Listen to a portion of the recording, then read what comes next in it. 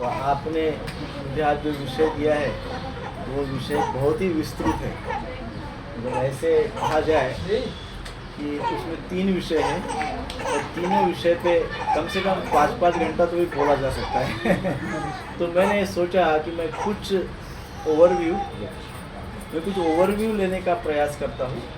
उसमें जो DET worship का इम्पोर्टेंस, स्पेशली डीईटी वर्शिप करना चाहिए कि नहीं करना चाहिए। तो हमारे में से जो यहाँ उपस्थित है किसके यहाँ पे डीईटी है? मतलब फोटोज है, नहीं, डीईटीज मतलब डीईटीज ऐसे स्पेसिफिक विग्रह नहीं विग्रह लड्डू गोपाल ने बहुत सारे है। लड्डू गोपाल भी है तो भी हाथ ऊपर करिए। अच्छा, लड्डू गोपाल जी सभी के यहाँ पे हैं। तो हम कई बार मन में प्रश्न भी मिलते हैं कि डीईटीज होनी चाहिए कि नहीं होनी चाहिए। तो उन सब बातों पे हम जस्ट ओवरव्यू आज चर्चा करेंगे। जैसे कहते हैं ना, पहला पीरियड होता है थ्योरी का, दूसरा पीरियड होता है प्रैक्टिकल का। तो थ्योरी और प्रैक्टिकल एक ही साथ संभव नहीं हो पाता है, समय का मर्यादा है। तो हम पहले थोड़ा थ्योरी, थोड़ा भाव, डीईटी वर्शिप क्या है ना, ये सब हम समझने का प्रयास करें। तो कुछ उदाहरण के साथ हम शुरुआत करते हैं। तो दक्षिण भारत में विजयनगर नाम का एक बहुत बड़ा राज्य था, आज भी है विजयनगर। आपने सुना होगा पूर्व में इतिहास में विजयनगर, कृष्णदेव राय है ना। कृष्णदेव राय वहाँ के बहुत बड़े राजा थे, बड़े सम्राट थे, उस पूरे एम्पायर के सम्राट थे कृष्णदेव राय। कौन कौन है कर्नाटक से? सो कृष्णदेव राय का साम्राज्य था, बहुत धार्मिक राजा थे, बहुत ही धर्म के प्रणेता, धर्म का प्रचार प्रसार करने वाले, धर्म के आधार पे राज्य को सुशासन देने का वो प्रयास करते थे।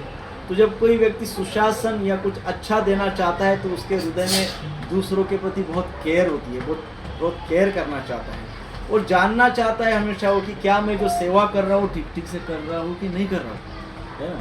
जो हम कुछ कर रहे हैं दूसरों के लिए, क्या वो सही कर रहे हैं कि नहीं कर रहे हैं। ऐसे लगता है जो कोई अच्छे व्यक्ति दूसरों के लिए कुछ करना चाहते हैं। तो वो राजा सेवा करना चाहते थे अपनी प्रजा की, कृष्णदेव राय।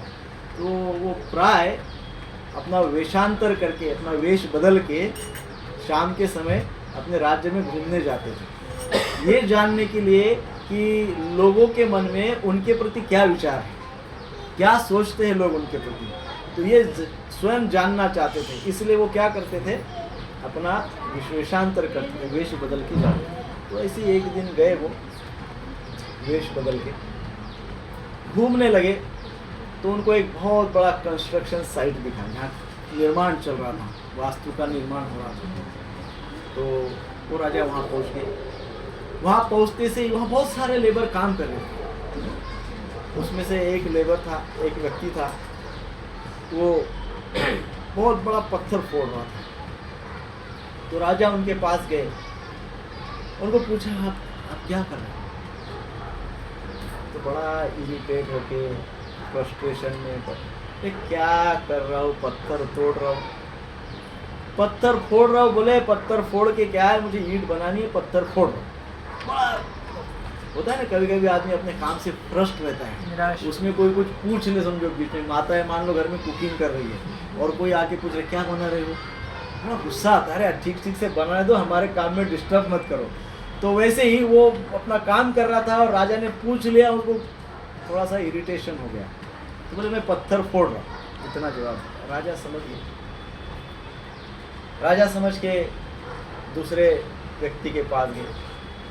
दूसरा व्यक्ति भी अपना लेबर काम कर रहा था, उसको पूछा तो वो बोला आप क्या कर रहे हो। तो वो बोला मैं है ना दीवार बांध रहा हूँ। क्या कर रहा हूँ? दीवार कंस्ट्रक्ट कर रहा हूँ, दीवार बांध रहा हूँ। ठीक है। राजा को जो समझना था वो समझ गया। फिर आगे गया, एक और व्यक्ति था, उसको पूछा आप क्या कर रहे हो। तो वो बोले मैं मंदिर का निर्माण कर रहा हूँ। तो मंदिर का निर्माण कार्य चल रहा है। बोले आप क्या कर रहे हो। बोले मैं मंदिर का निर्माण कर रहा हूँ। काम तीनों एक ही टाइप का कर रहे थे, तीनों लेबर थे, तीनों कंस्ट्रक्शन साइट पे कार्य कर रहे थे। तीनों का काम मेहनत का था, परिश्रम का था, एक ही लगभग एक ही प्रकार का। तो जो पहला व्यक्ति जिसको राजा मिला उसका भाव क्या है? वो अपने काम को मोनोटोनस समझ रहा है। मोनोटोनस। हाँ, क्या है, मुझे काम करना पड़ रहा है, तो रोज का ही है। कैसा है? रोज का ही है। जो रोज का रोज काम करना है, तो व्यक्ति कैसा है? एकदम इरिटेट होके कर रहा है, अरे रोज ही करना है। तो वो क्या कर रहा था? वो एकदम इरिटेट होके वो कार्य कर रहा था, और उसको जो बोला गया, अर्थात किसी ने बोला उसको कि भैया पत्थर फोड़ना है, तो पत्थर फोड़ने के लिए बोला गया, तो वो पत्थर फोड़ने का काम कर रहा है, डेली पत्थर फोड़ने का काम कर रहा है। मोनोटोनस एक्टिविटी, अपने कार्य को एकदम मोनोटोनस समझ रहा है, इरिटेट हो रहा है, पत्थर फोड़ रहा है। किसी ने बोला है, उसका आज्ञा का पालन कर। अब दूसरा व्यक्ति गया, वो दूसरा व्यक्ति क्या बोला? मैं दीवार बांधूं। क्या बोला?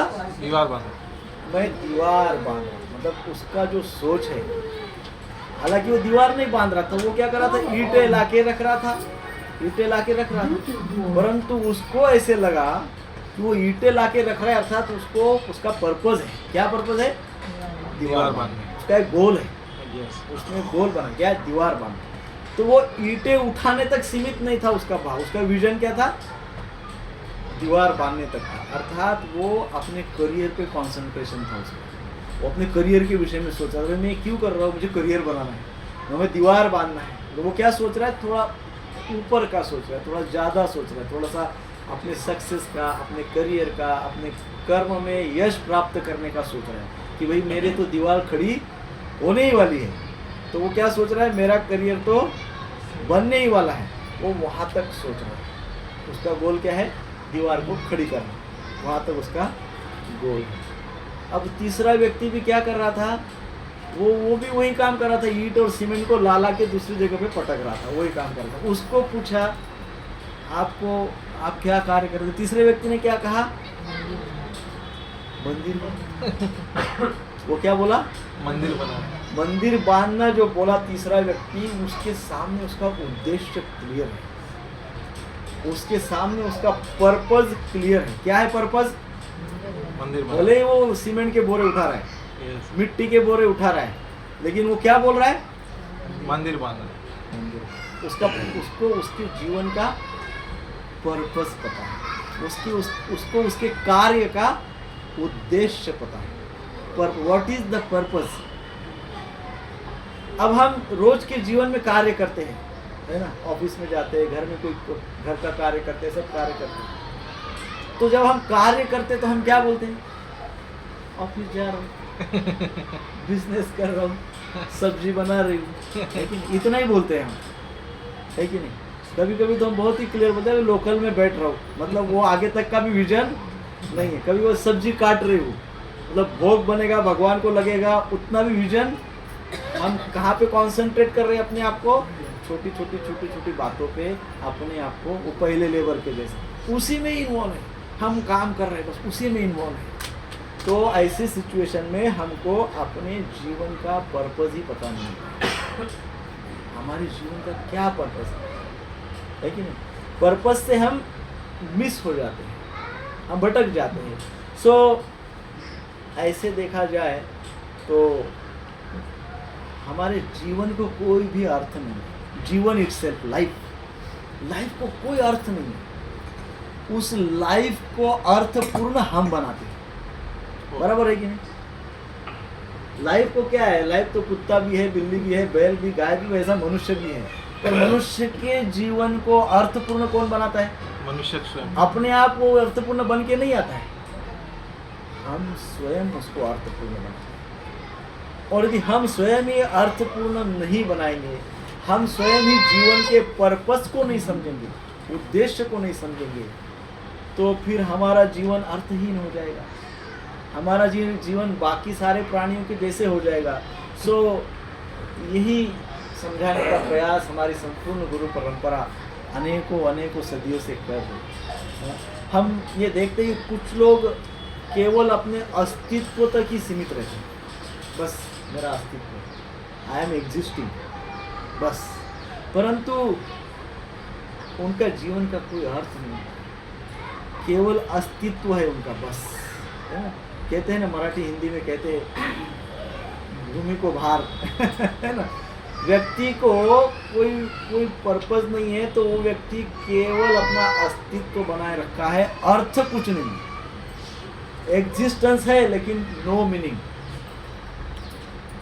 पर्पस यदि नहीं है, हेतु उद्देश्य नहीं है, तो अस्तित्व तो है परंतु उस अस्तित्व को कोई भी अर्थ नहीं। सो दो बातें महत्वपूर्ण है हमारे जीवन की, एक है गोल और दूसरा है पर्पस। मैं थोड़ा इंग्लिश शब्द बोलूंगा, उसका हिंदी में प्रयास करूंगा। गोल को क्या कहते हैं? लक्ष्य। गोल अर्थात लक्ष्य और पर्पस अर्थात उद्देश्य। What is the difference between लक्ष्य और उद्देश्य? लक्ष्य और उद्देश्य, लक्ष्य टेम्पररी रहता है, थोड़ा रहता है, अर्थात लक्ष्य का उपयोग हम उद्देश्य की प्राप्ति के लिए कर सकते हैं, है ना। क्या कर सकते हैं? लक्ष्य का उपयोग, गोल का उपयोग पर्पस को पूर्ण करने के लिए कर सकते हैं। जैसे फॉर एग्जांपल स्टेयर केस है, आप स्टेप से चलते आए ना, ऊपर चढ़ते हैं ना, स्टेयर केस से चढ़ते, तो वो जो स्टेप्स है, वो जो स्टेयर केस है, वो गोल है, और ये फ्लैट में आके बैठना, पहुंच जाना, ये purpose. So goal and purpose. तो गोल कैन बी मेनी, हमारे गोल बहुत है, बहुत सारे गोल है। ऑफिस में जाना, अच्छे से काम करना एक गोल है, अर्थार्जन करना, धन एकत्रित करना, मासिक दरमाहा हमको अर्थार्जन करना, ये भी एक गोल है ना। अपने परिवार में रहते हुए, परिवार में सदाचार का पालन करते हुए शांतिमय, आनंदमय, प्रेममय जीवन जीना, ये भी एक गोल है। आसपास पड़ोसियों के साथ अच्छे रिलेशन रखना, प्रोफेशनल अच्छे रिलेशंस रखना, समाज में अच्छे रिलेशंस रखना, ये भी एक गोल है। तो देयर आर सो मेनी गोल, बहुत सारे गोल है ना। एक व्यक्ति एट ए टाइम क्या क्या है? एक व्यक्ति एट ए टाइम किसी का पति है, किसी का पिता है, किसी का पुत्र है, सोसाइटी का मेंबर है, सेक्रेटरी है, चेयरमैन है, ऑफिस का मैनेजर है, या जो भी कुछ है ना। एट ए टाइम सो में, तो ये सारे गोल हैं। ये गोल के चक्कर में प्राय पूरा समाज पर्पस भूल गया है कि नहीं? ये गोल के चक्कर में क्या भूल गए हम लोग? पर्पस भूल गए। तो प्रभुपाद जी की विशेष कृपा है, हमारे गुरु परंपरा की विशेष कृपा है, प्रभुपाद जी की विशेष कृपा है, बार बार हैमरिंग करते हैं हमको, किसके लिए? पर्पस के लिए। क्या उद्देश्य है जीवन का? सो जीवन का उद्देश्य क्या है, इसके प्रति हमारा विजन बहुत क्लियर होना चाहिए, बहुत क्लियर होना चाहिए। जीवन का उद्देश्य क्या है वो बहुत क्लियर होना चाहिए। तो हमारे रूप गोस्वामी पाद, जीव गोस्वामी, हमारे संपूर्ण गुरु परंपरा आचार्यगण हमको बताते हैं कि भगवत सेवा, भगवान की सेवा करना, ये हमारे जीवन का पर्पस है, उद्देश्य है, गोल नहीं, उद्देश्य। वो सेवा हमारा पर्पस है, वहाँ तक हमको पहुँचना है, सेवा तक। वो सेवा, भगवत सेवा तक पहुँचने के लिए बहुत सारे गोल्स हैं। ये सारे गोल्स हम अपना सकते हैं, उनको सेटिस्फाई कर सकते हैं, लेकिन वो गोल को अचीव करके नेक्स्ट लेवल पे जाना आवश्यक है।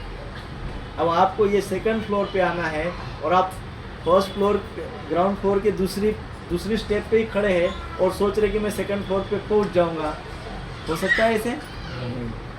कुछ करना होगा, अपग्रेड करना होगा, ऊपर चढ़ना होगा। बिना ऊपर चढ़े हम पर्पस को, हमारे उद्देश्य को प्राप्त नहीं कर सकते, उद्देश्य को समझ नहीं सकते। एक बार थोड़ा सेटिंग अरेंजमेंट थोड़ा आगे से, तो हमको हमारे सेटिंग करना, जो आचार्यगण हैं, आचार्यों ने हमको समझाया है कि उस उद्देश्य की प्राप्ति के लिए हमको क्या क्या करना है। वो पर्पस को, उस उद्देश्य को प्राप्त करने के लिए क्या क्या करना है, उसमें उन्होंने बताया है पंचांग भक्ति। भक्ति के 5 अंग बताए आचार्य। भक्ति के 5 अंग को हम अपनाते हैं तो हमारे जीवन का उद्देश्य सफल होगा। एक मिनट पॉज। माइक लगेगा प्रभु जी? माइक तो ठीक है ना? माइक एक साइड, 1-2 मिनट हाँ लीजिए। हाँ लेकिन हाथ में लेके बैठना पड़ेगा। हरे कृष्णा हरे कृष्णा ठीक है ना, मैं बैठूँ? कृष्णा हरे हरे हरे राम राम राम राम हरे हरे, हरे कृष्णा कृष्णा कृष्णा हरे हरे, हरे राम राम राम हरे हरे, हरे कृष्णा कृष्णा कृष्णा हरे हरे, हरे राम राम राम हरे हरे, हरे कृष्णा कृष्णा कृष्णा हरे हरे, हरे राम राम राम हरे हरे, हरे कृष्णा कृष्णा कृष्णा हरे हरे, हरे राम राम हरे हरे, हरे कृष्णा कृष्णा कृष्णा हरे हरे, हरे राम राम हरे हरे। पिछले हफ्ते हम पूना इस्कॉन निगड़ी मंदिर गए थे। वहाँ पे परम पूज्य भक्ति रसामृत महाराज जी का प्रवचन चल रहा था, तो कीर्तन कर रहे हैं, बहुत सुंदर कीर्तन हो रहा है। परंतु उन्होंने ऑब्जर्व किया कीर्तन में कि उनके पीछे जो गा रहे सब भक्तगण, वो बोल रहे हरे कृष्णा कृष्णा कृष्णा हरे हरे, हरे राम राम राम हरे हरे। तो उन्होंने कीर्तन को रुकवाया और रुकवा के कहा कि कृष्णा नहीं बोलना है। क्या बोलना है? कृष्ण कृष्णा बोलना है। तो जब भी महामंत्र का उच्चारण करते हैं, कीर्तन करते हैं, तो क्या बोलना चाहिए? कृष्ण कॉन्शियसली, माइंडफुली, पूरा फोकस होके कॉन्शियसली बोलिए हरे कृष्णा कृष्ण कृष्ण हरे हरे, हरे राम राम राम हरे हरे, हरे कृष्ण कृष्ण कृष्ण हरे हरे, हरे राम राम राम हरे हरे, हरे कृष्ण कृष्ण कृष्ण हरे हरे, हरे राम राम हरे हरे। तो हमको प्राय आदत होती है कृष्णा बोलने की, हरे कृष्णा। खत्म हो गया। तो कृष्णा तो द्रौपदी का नाम है, तो वहाँ पे कृष्ण नहीं है, वहाँ पे द्रौपदी का नाम का उच्चारण होता है। यद्यपि भगवान भावग्राही जनार्दन, भाव समझ लेते हैं, तो ऐसा मत समझिए कि यदि हमने अभी तक कृष्णा बोला होगा तो सब व्यर्थ है, ऐसा नहीं है। भगवान ने आपका भाव समझ लिया, परंतु बाह्य दृष्टिकोण से कृष्ण बोलना चाहिए। हरे कृष्ण कृष्ण कृष्ण हरे हरे, हरे राम राम राम हरे हरे। तो इस प्रकार से हमारा जो गोल है और पर्पस है, तो पर्पस हमारा भगवत सेवा है और गोल हमारा गृहस्थी है। गृहस्थी कैसे? सदाचार युक्त। तो इसको प्राप्त करने के लिए हमारे आचार्यों ने हमको पंचांग भक्ति की। पंचांग भक्ति में सबसे पहले क्या आता है आपको पता है? सबसे पहला जो आप कर रहे हैं सत्संग। भक्ति के 5 अंगों में प्रथम अंग है सत्संग, दूसरा अंग है नाम जप, भगवान के नाम का जप। कौन कौन रोज जप करता है? कौन कौन नहीं करता है रोज? क्यों नहीं करते हैं? करना चाहिए, है ना? करना चाहिए। जप करने में क्या डिफिकल्टी है? जितना भी कर सकते हैं करना चाहिए। सो जप रेगुलर करना चाहिए। और तीसरा बताया गया है मथुरावास, अर्थात धामवास, अर्थात यात्राएं। कौन कौन यात्राएं जाते हैं वर्ष में कम से कम एक बार? सब। और फिर बताया भागवत श्रवण, कथा श्रवण, भागवत कथा श्रवण करनी चाहिए, है ना? और 5वां बताया है श्री विग्रह सेवा, डीटी वर्शिप। ये भक्ति के 5 अंग हैं। फिर से एक बार बताइए। सबसे पहला है सत्संग, दूसरा है नाम जप, तीसरा है मथुरावास, धामवास, चौथा है भागवत श्रवण, 5वां है विग्रह सेवा। तो इसमें आज हमको आप सभी के आज्ञा से बताया गया है कि विग्रह सेवा, विग्रह सेवा पे कुछ चर्चा। तो वैसे 5 अंग इम्पोर्टेंट है, परंतु कुछ लोग क्या करते हैं, कुछ भक्त समझते हैं हम नाम जप कर रहे हैं ना, विग्रह सेवा की कोई इतनी आवश्यकता नहीं है, ऐसा बोलते हैं बहुत से लोग। तो फिर ऐसा देखा जाए तो फिर नाम जप कर रहे हैं तो फिर यात्रा जाने की भी आवश्यकता नहीं है, परंतु ऐसा नहीं होता। पांचों अंग बताए हमको, पांचों अंग बहुत ध्यान से करना। सत्संग विदाउट फेल करना है, किसी भी अवस्था में सत्संग करना है। एक बार आर्थिक नुकसान यदि कुछ लाखों रुपए का हो गया तो वो आप भर सकते हैं, परंतु हमारे नीति शास्त्र कहते हैं कि सबसे बड़ा मनुष्य जीवन का सबसे बड़ा नुकसान जिसको भर नहीं सकती वो क्या है? सत्संग नहीं मिलना। यदि हमको सत्संग नहीं मिला, जीवन के 25-50 साल तक सत्संग नहीं मिला, मान लो हमारे जीवन के 25 वर्ष तक हमको सत्संग ही नहीं मिला, बहुत बड़ा लॉस हो गया। इट्स अ ह्यूज लॉस, बहुत बड़ा हमारा लॉस हो गया, नुकसान। उसको भर नहीं पाएंगे, उसको भर नहीं पाएंगे। 25 साल में 10 करोड़ का नुकसान हो गया, मैं भी कभी आगे जाके कैसे जैसे तैसे आप उसको भर सकते हैं, परंतु सत्संग का नुकसान भर नहीं सकते। इसलिए सत्संग भी अतिशय आवश्यक है। सत्संग क्या करता है? धार चढ़ाता है। प्रभुपाद जी ने एक ग्रंथ लिखा है, छोटा ग्रंथ है, उसका नाम है ज्ञान की तलवार। क्या नाम है? ज्ञान की तलवार। ज्ञान की तलवार। तलवार तो है ज्ञान की, तलवार कहाँ चलानी होती है ये भी हमको पता होना चाहिए। सबसे पहले तो तलवार को पकड़ने उठाना उठाना चाहिए ना। तलवार आसान नहीं होती है, बड़ी हेवी होती है ओरिजिनल तलवार, तो उसको उठाना चाहिए। उसको उठाने के लिए हमको जो चाहिए वो बल चाहिए, वो शक्ति चाहिए। वो बल और शक्ति आती है वैराग्य से, साधना से।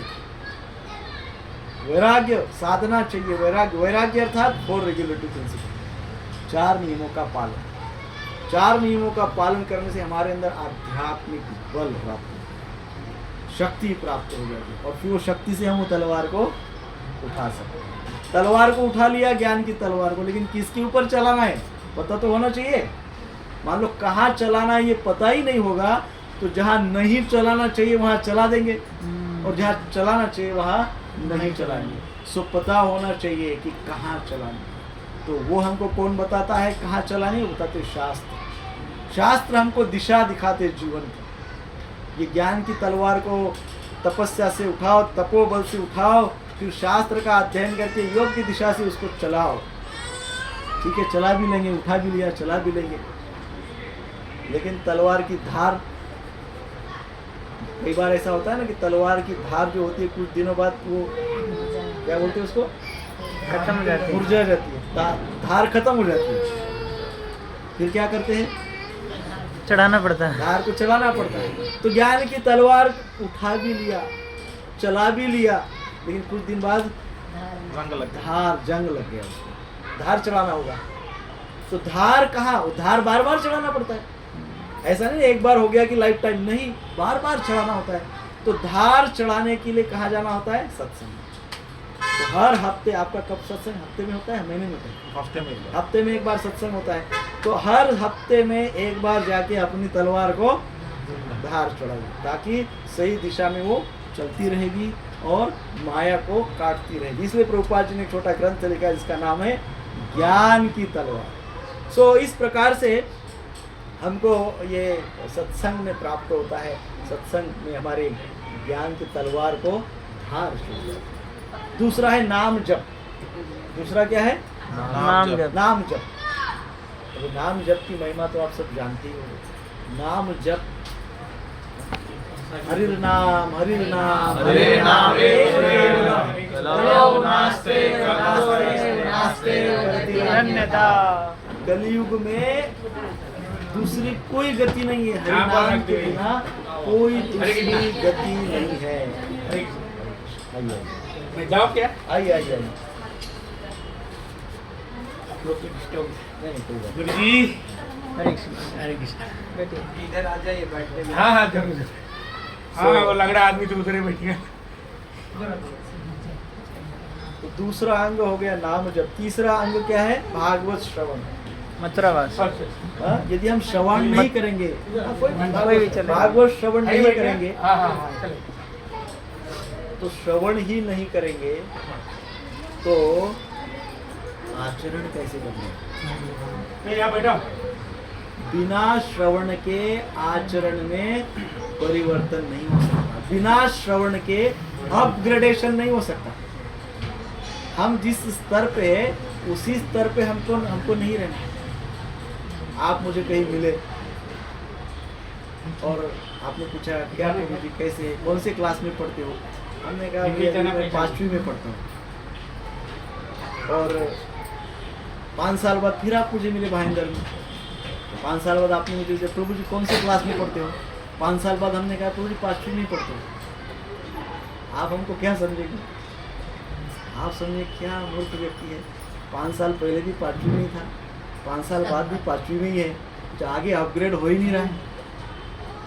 तो उसको क्या कहते हैं? यदि हम अपने आप को अपग्रेड नहीं करते तो उसको प्रभुपाद जी की भाषा में मूर्खता कहते हैं। प्रभुपाद जी ऐसे कहते हैं, मूर्ख कहते हैं प्रभुपाद जी। यदि हम अपग्रेड नहीं होते, भक्ति मीन्स प्रोग्रेस, भक्ति मीन्स अपग्रेडेशन। यदि वो नहीं होता है तो हम मूर्ख है, ऐसे हमारे गुरु परंपरा हमको कहती है। तो इसलिए हमको श्रवण करना चाहिए, कुछ ना कुछ रोज सुनना चाहिए। 2 मिनट सुनो, 5 मिनट सुनो, कुछ आध्यात्मिक सुनो, श्रवण करो। प्रभुपाद जी के लेक्चर्स है, बहुत लेक्चर्स है, हिंदी में है, इंग्लिश में है, सब भाषा में है।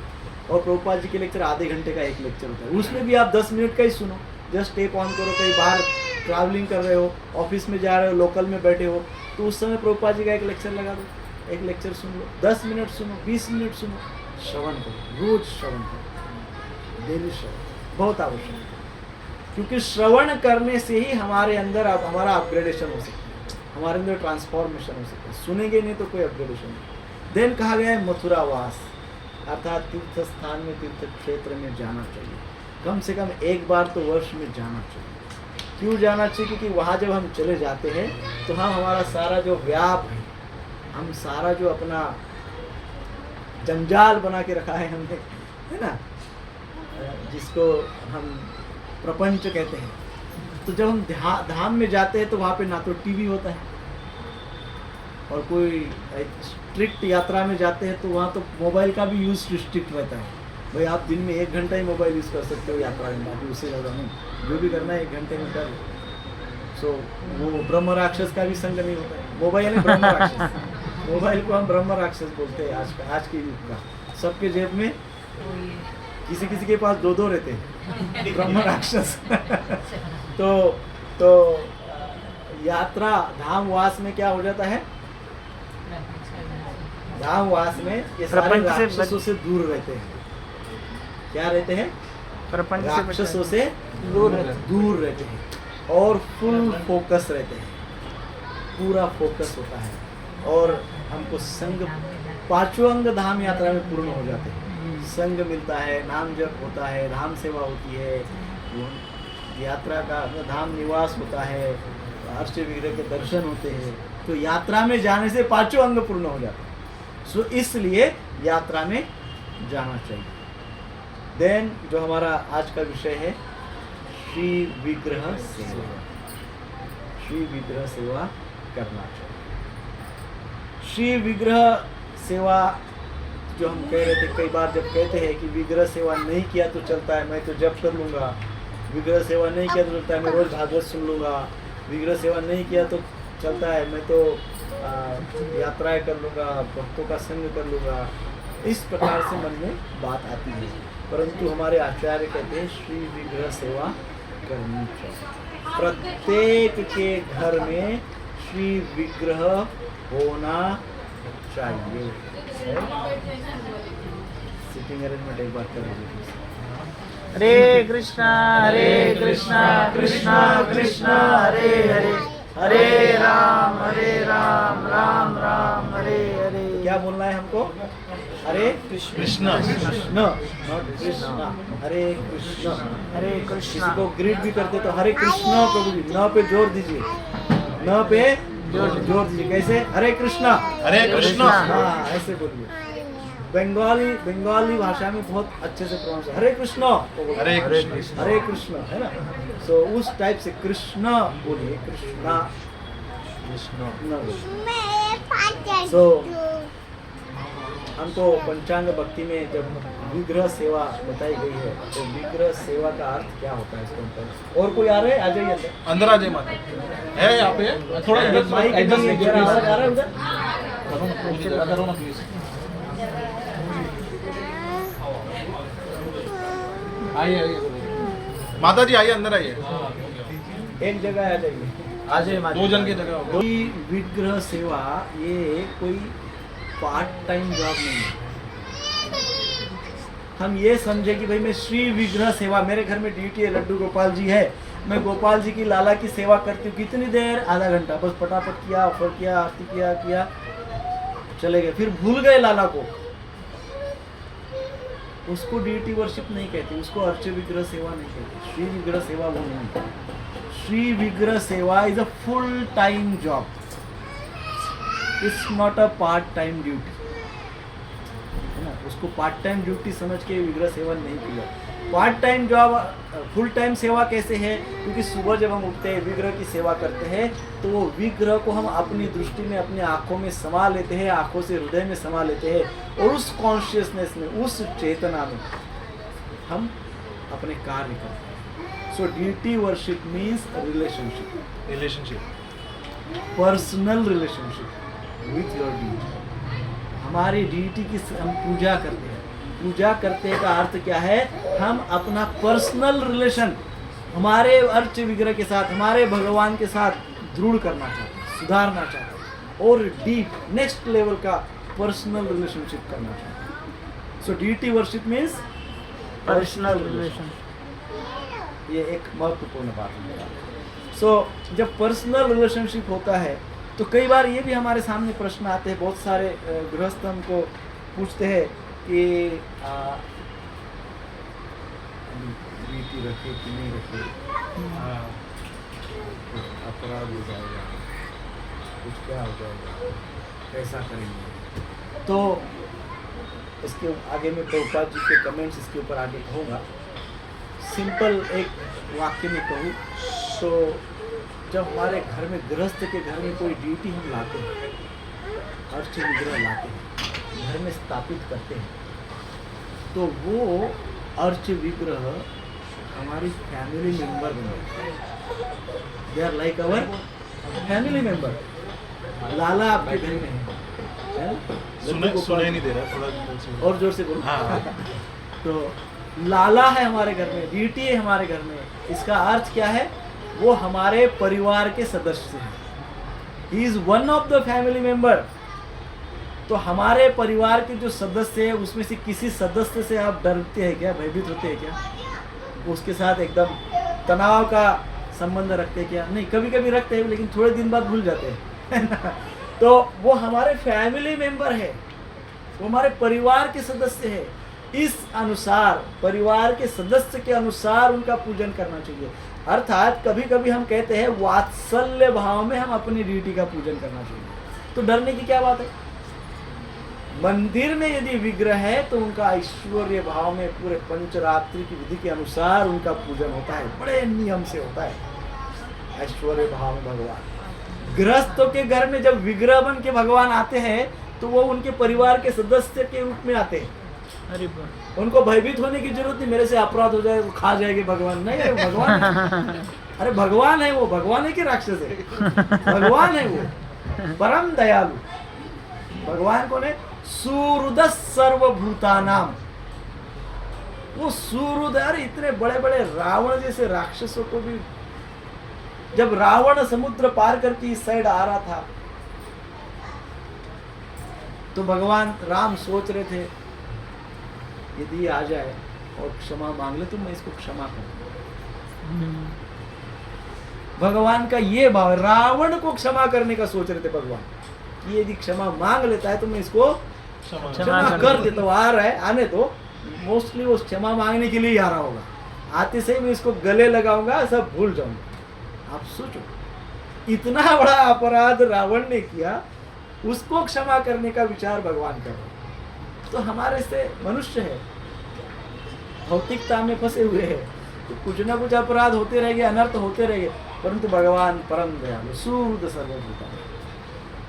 भगवान बहुत सुहृद, तो भयभीत न हो। कृपया जिसके घर में ड्यूटी है एक बात पहले समझ जाए कि डरना नहीं है। भगवान को प्रेम अच्छा लगता है, भय अच्छा नहीं लगता है।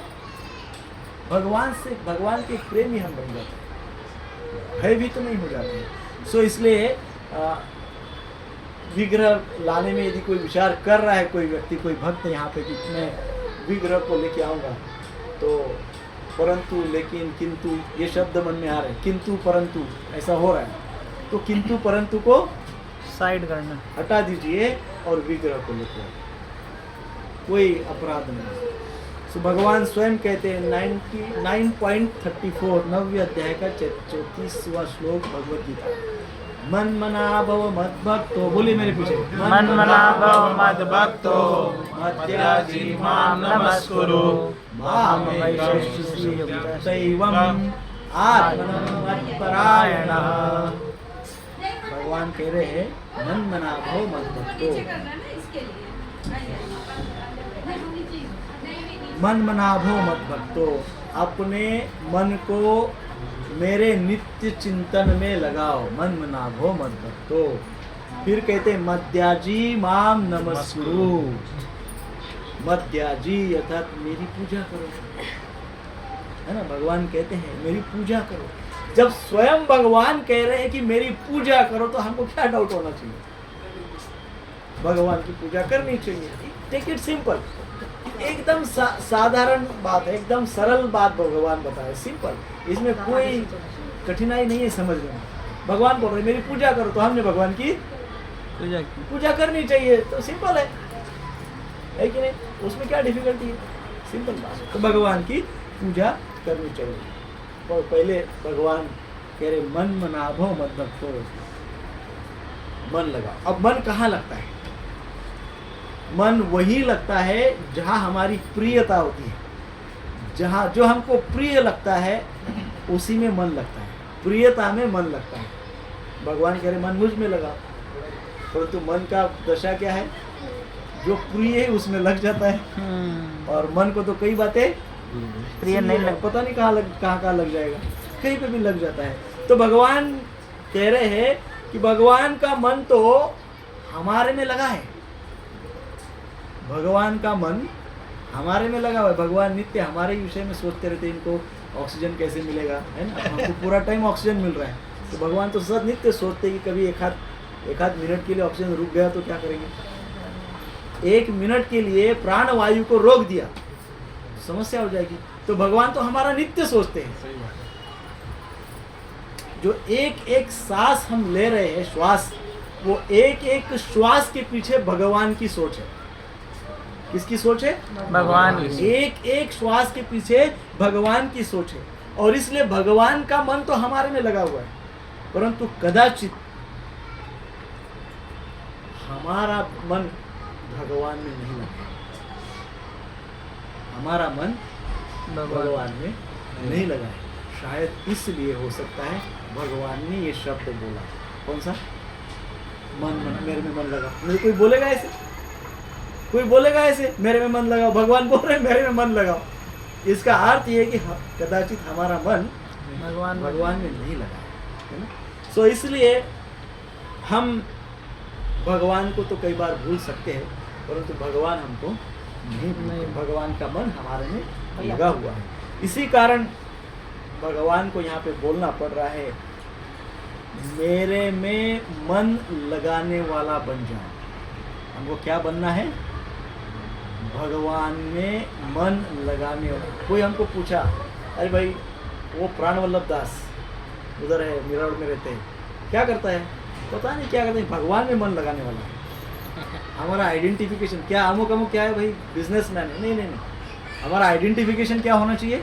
भगवान में मन लगाने अरे अमुक अमुक व्यक्ति, अरे कार्तिक प्रभु भगवान में मन लगाने वाले हैं। नहीं, ऐसा हमारा आइडेंटिफिकेशन ये होना चाहिए, हमारा रिकॉग्निशन ये होना चाहिए। और इसलिए भगवान ने ये कहा है कि भाई आप सब मेरे में मन लगाने वाले बन जाओ।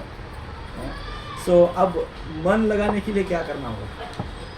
भगवान में मन लगाने के लिए क्या करना होगा? तो भगवान में मन लगाने के लिए आगे का शब्द इस श्लोक में भगवान ने कहा, मद्याजी, मेरी पूजा। तो और ये दूसरा कारण है कि भगवान के अर्च विग्रह की पूजा करना चाहिए। वो क्या है? भगवान में उसके कारण मन लगा। मन लगा। सो विग्रह, श्री विग्रह पूजा करना अनिवार्य है, क्योंकि हमारा मन भटकते रहता है। तो मन लगाना है तो अर्च विग्रह की पूजा करनी होगी। सो जैसा कि हमने कहा, पर्सनल रिलेशनशिप भगवान के साथ, भगवान का जब हम पूजन करते हैं तो इस भाव से पूजन करें जैसे मानो वो हमारा कोई बहुत क्लोज रिलेटिव है, वेरी पर्सनल रिलेशनशिप। वृंदावन में लोकनाथ स्वामी पाद उनके विग्रह की पूजा करते, तो उनके विग्रह की जब वो पूजा करते थे तो इतना एब्सॉर्ब हो जाते थे, इतना तल्लीन हो जाते थे। 3 स्टेजेस होती है विग्रह की पूजा करने की, अर्च विग्रह की पूजा करने की 3 स्टेप होती है। पहली स्टेप है कंसंट्रेशन, कंसंट्रेशन के साथ पूजा, एकाग्रता से पूजा। कंसंट्रेशन अर्थात एकाग्रता ना, बरोबर ना? कंसंट्रेशन के साथ पूजा। कंसंट्रेशन करते करते अब नेक्स्ट लेवल आ रहे, अब मेडिटेशन करते हुए पूजा करें। मेडिटेशन अर्थात क्या? जब भगवान की पूजा कर रहे हैं, किस समय कर रहे हैं प्रभु जी? अब बज रहे 12 बजे मान लो भगवान की पूजा करें, मान लो, तो तुरंत मेडिटेट करना चाहिए भगवान की लीला पे। इस समय भगवान क्या कर रहे हैं? 12 बजे भगवान अष्टकालीन लीला के अनुसार इस प्रहर में भगवान क्या करते हैं? इस प्रहर में तो भगवान गौवा चराने के लिए वन में जाते हैं, और वन में गैया चराते चराते अब लगभग समय हो रहा है लंच का, भोजन का समय हो रहा है भगवान का। अब तो वो भोजन कर रहे होंगे, भोजन की तैयारी कर रहे होंगे। चलो मैं भगवान की भोजन की तैयारी में कुछ सेवा करता हूँ, जगह साफ कर देता हूँ, भगवान की थाली प्लेट ला के देता हूँ, पानी वानी चाहिएगा तो पानी लेके बैठ जाता हूँ। ये आपको कब करना है? ये भाव कब रखना है? पूजा करते वक्त। पूजा करने का अर्थ नहीं ये फूल चलाया, गंध पुष्प दीप चला, हरि बोल। दैट इज नॉट पूजा। वो डिटी वर्शिप नहीं है, वो डिटी वर्शिप नहीं है। नेक्स्ट लेवल का मेडिटेशन। जब आप पूजा करते हैं तो आपको कहना है कि मैं सोचना है, मेडिटेट करना है, ध्यान करना है। एकाग्रता के बाद आता है ध्यान करना है। अमुक अमुक लीला इस समय सुबह कर रहे हैं तो सुबह की लीला, प्रातः लीला, मंगल, सुबह अर्ली इन द मॉर्निंग ब्रह्म मुहूर्त पे पूजा कर रहे हैं तो इट मीन्स भगवान को जगा रहे हैं अभी आप। भगवान बोलो उठो, भगवान उत्तिष्ठ उत्तिष्ठ गोविंद, भगवान उठिए, भगवान उठिए, उठिए भगवान। पूजा करते हो, बोलिए पूजा करते हो, दैट इज पूजा। सो जिस प्रहर पे पूजा करते हो उस प्रहर पे भगवान की क्या लीला है, इसके लिए एक अष्टकालीन लीला करके ग्रंथ है, उसमें भगवान की अष्टकालीन लीला का वर्णन किया हुआ है। सो राधा 2-3 ग्रंथ है उसमें उसका वर्णन है, तो आप उत्सुक होगे तो नेक्स्ट टाइम मैं आपको सब नोट्स या कुछ आपको Yes, yes, yeah. जब भी कभी संभव होगा। सो अष्टकालीन लीला का स्मरण, ध्यान, second level of worship, duty worship. Concentration हो गया, मेडिटेशन हो गया, third one is absorption. Absorb हो जाइए, विलीन हो जाइए उसमें, लीला में विलीन हो जाइए, तल्लीन हो जाइए। लीला में विलीन होना अर्थात अपने मन को पूरी तरह से विलीन कर देना, अपने विचारों को, अपने संस्कारों को, अपने सोच को पूरी तरह से भगवानमय, भगवान से भरा हुआ बना देना चाहिए। सो तीसरा लेवल है एब्जॉर्प्शन। तो वृंदावन में लोकनाथ गोस्वामी जब उनकी ड्यूटी का पूजन करते थे, एक दिन पूजा कर रहे थे, सुबह बैठे पूजा करने के लिए, इतना एब्सॉर्ब हो गए पूजा में कि भगवान का वो रूप देख रहे, कितना सुंदर रूप, कितने सुंदर नेत्र है, कितना सुंदर मुख कमल है, अखिलम मधुरम, संपूर्ण भगवान कितने सुंदर है। और इतना पूजन कर रहे, इतना भाव उनका, इतना एब्जॉर्प्शन हो रहा है उनमें। सुबह बैठे तो पूजा करने के लिए 7 बजे, 12 बज गए तो भी बैठेंगे, एब्जॉर्प्शन। वो भगवान को भूख लगी, भोग का समय हो गया। भगवान सोच रहे कितने मेरे में एब्जॉर्ब हो गए, कितने तल्लीन हो गए, मेरे को भूख लग रही है और अभी तक ये किचन में जाके इन्होंने कुछ चूल्हा भी नहीं जलाया है। ये कब चूल्हा जलाएंगे, कब बनाएंगे, कब मुझे खिलाएंगे। भगवान को भूख लगी है, भगवान को भूख बहुत लगी है। अब हम सोच सकते हैं कि भगवान तो भगवान है ना? भगवान कैसे है? भगवान की सेवा में लक्ष्मी सहस्त्र शत संभ्रम सेव्यमानम गोविंदम आदि पुरुषम तमाम बजामी। भगवान की सेवा में लाखों लाखों लक्ष्मियां हैं और उनको भूख लगी तो खिला देंगे ना कोई लक्ष्मी ऐसा लगेगा हमको, परंतु भगवान भाव की भूखे। जो भक्त भाव पूर्ण भोग बनाता है उसका भोग ग्रहण करने के लिए भगवान अपना गोलोक धाम छोड़ के अपने घर में आ जाते हैं, मीरा रोड में। हरि बोल। हरी बोला। कर्माबाई की खिचड़ी खाने के लिए आते थे जगन्नाथ जी। कहाँ सब वैकुंठ छोड़ के, जगन्नाथ धाम छोड़ के वो झोपड़ी में कुटिया में जाते थे और खिचड़ी खाते थे। वो पकवान में नहीं, पंच पकवान में नहीं, खिचड़ी खाते थे। भक्तों के हाथ का भोजन पाने के लिए, लेने के लिए, स्वीकार करने के लिए भगवान लालायित थे। चैतन्य महाप्रभु के विषय में कहा जाता है, चैतन्य महाप्रभु उसी भक्त के घर भोजन लेते थे, उसी भक्त के घर जाते थे जो लखपति है। क्या है? लखपति। लखपति। लखपति का अर्थ क्या है? जो 1 लक्ष डेली नाम जप करता है। हरि बोल। हाँ? जो डेली 1 लक्ष नाम जप करता है, महाप्रभु उसके सब कुछ छोड़ के उसके यहाँ पे जाके जो भी वो अर्पण करेगा वो उसका भोग लेगा। इस प्रकार से भगवान सोच रहे कि अरे अभी भी ये मेरे में एब्जॉर्ब है, अभी भी मेरे में तल्लीन है, कब मेरे लिए भोग बनाएंगे, मुझे बहुत भूख लगी है। तो भगवान ने क्या किया? वही भगवान साक्षात कृष्ण अर्च विग्रह, वो अर्च विग्रह ने लोकनाथ स्वामी का दूसरा रूप ले लिया और स्वयं गए उनके किचन में गए।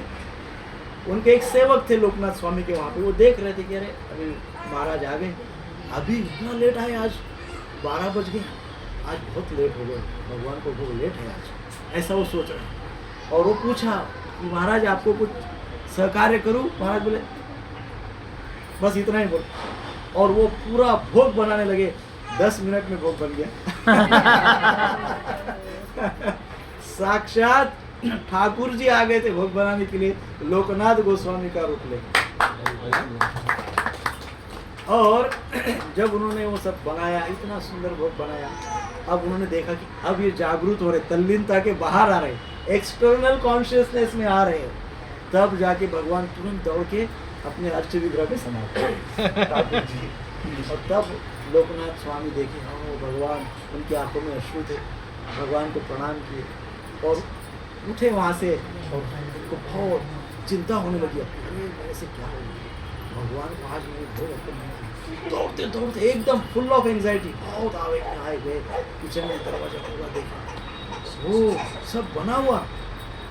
तो उनको लगा आज इसने तो नहीं बना दिया, जो सेवक है उसने सोचा होगा 12 बज गए अभी तक भोग नहीं लगाया, शायद इसी ने बनाया होगा। तो सेवक को बुलाया, भाई कैसे, क्या ये आज तुमने बनाया है? बोले नहीं नहीं महाराज, मैं कैसे बना सकता हूँ, आप स्वयं ही तो आए थे, ओनली 10 मिनट पहले आप आए थे और आपने बोले 10 मिनट में बना दिया। कैसे हो सकता है? तो बोले आप ही ने बनाया है महाराज, मैंने स्वयं अपनी आंखों से देखा, अपनी आंखों से देखा, आप ही ने बनाया।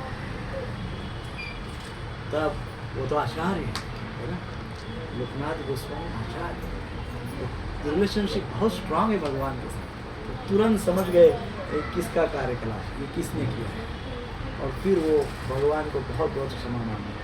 तो ये होता है डीटी वर्शिप, इसको कहते हैं डीटी वर्शिप। डीटी वर्शिप का हाईएस्ट लेवल, डीटी वर्शिप के लेवल है। हम कौन से लेवल पे, कौन से स्तर पे डीटी वर्शिप कर रहे हैं? कॉन्सेंट्रेशन पे, केवल एकाग्रता से। हम क्या कर रहे हैं? सारे सामग्री को एकत्रित जुटा के एकाग्रता से भगवान को ऑफर कर रहे हैं। ये एकदम बेसिक लेवल है, हम कॉन्सेंट्रेशन के साथ भगवान को ऑफरिंग कर रहे हैं। गंध पुष्प धूप दीप नैवेद्यम पंचोपचार से पूजा हम कर रहे हैं, कॉन्सेंट्रेशन से कर रहे हैं। परंतु हमको क्या करना है, हमको एब्जॉर्प्शन तक जाना। परंतु इसी के कारण डर लगता है, कभी हमसे कोई गलती हो गया, भगवान हमको प्रताड़ित करेंगे, भगवान हमको क्या पता नहीं क्या क्या करेंगे। और बहुत सारी स्टोरीज हमारे पास रहती हैं। हमको एक दिन एक भक्त आया, बोले प्रभु जी वो हमने राधा कृष्ण का विग्रह घर में लगाया, जब से घर में विग्रह लगाया तब से हमारा सब उल्टा पुल्टा ही हुआ।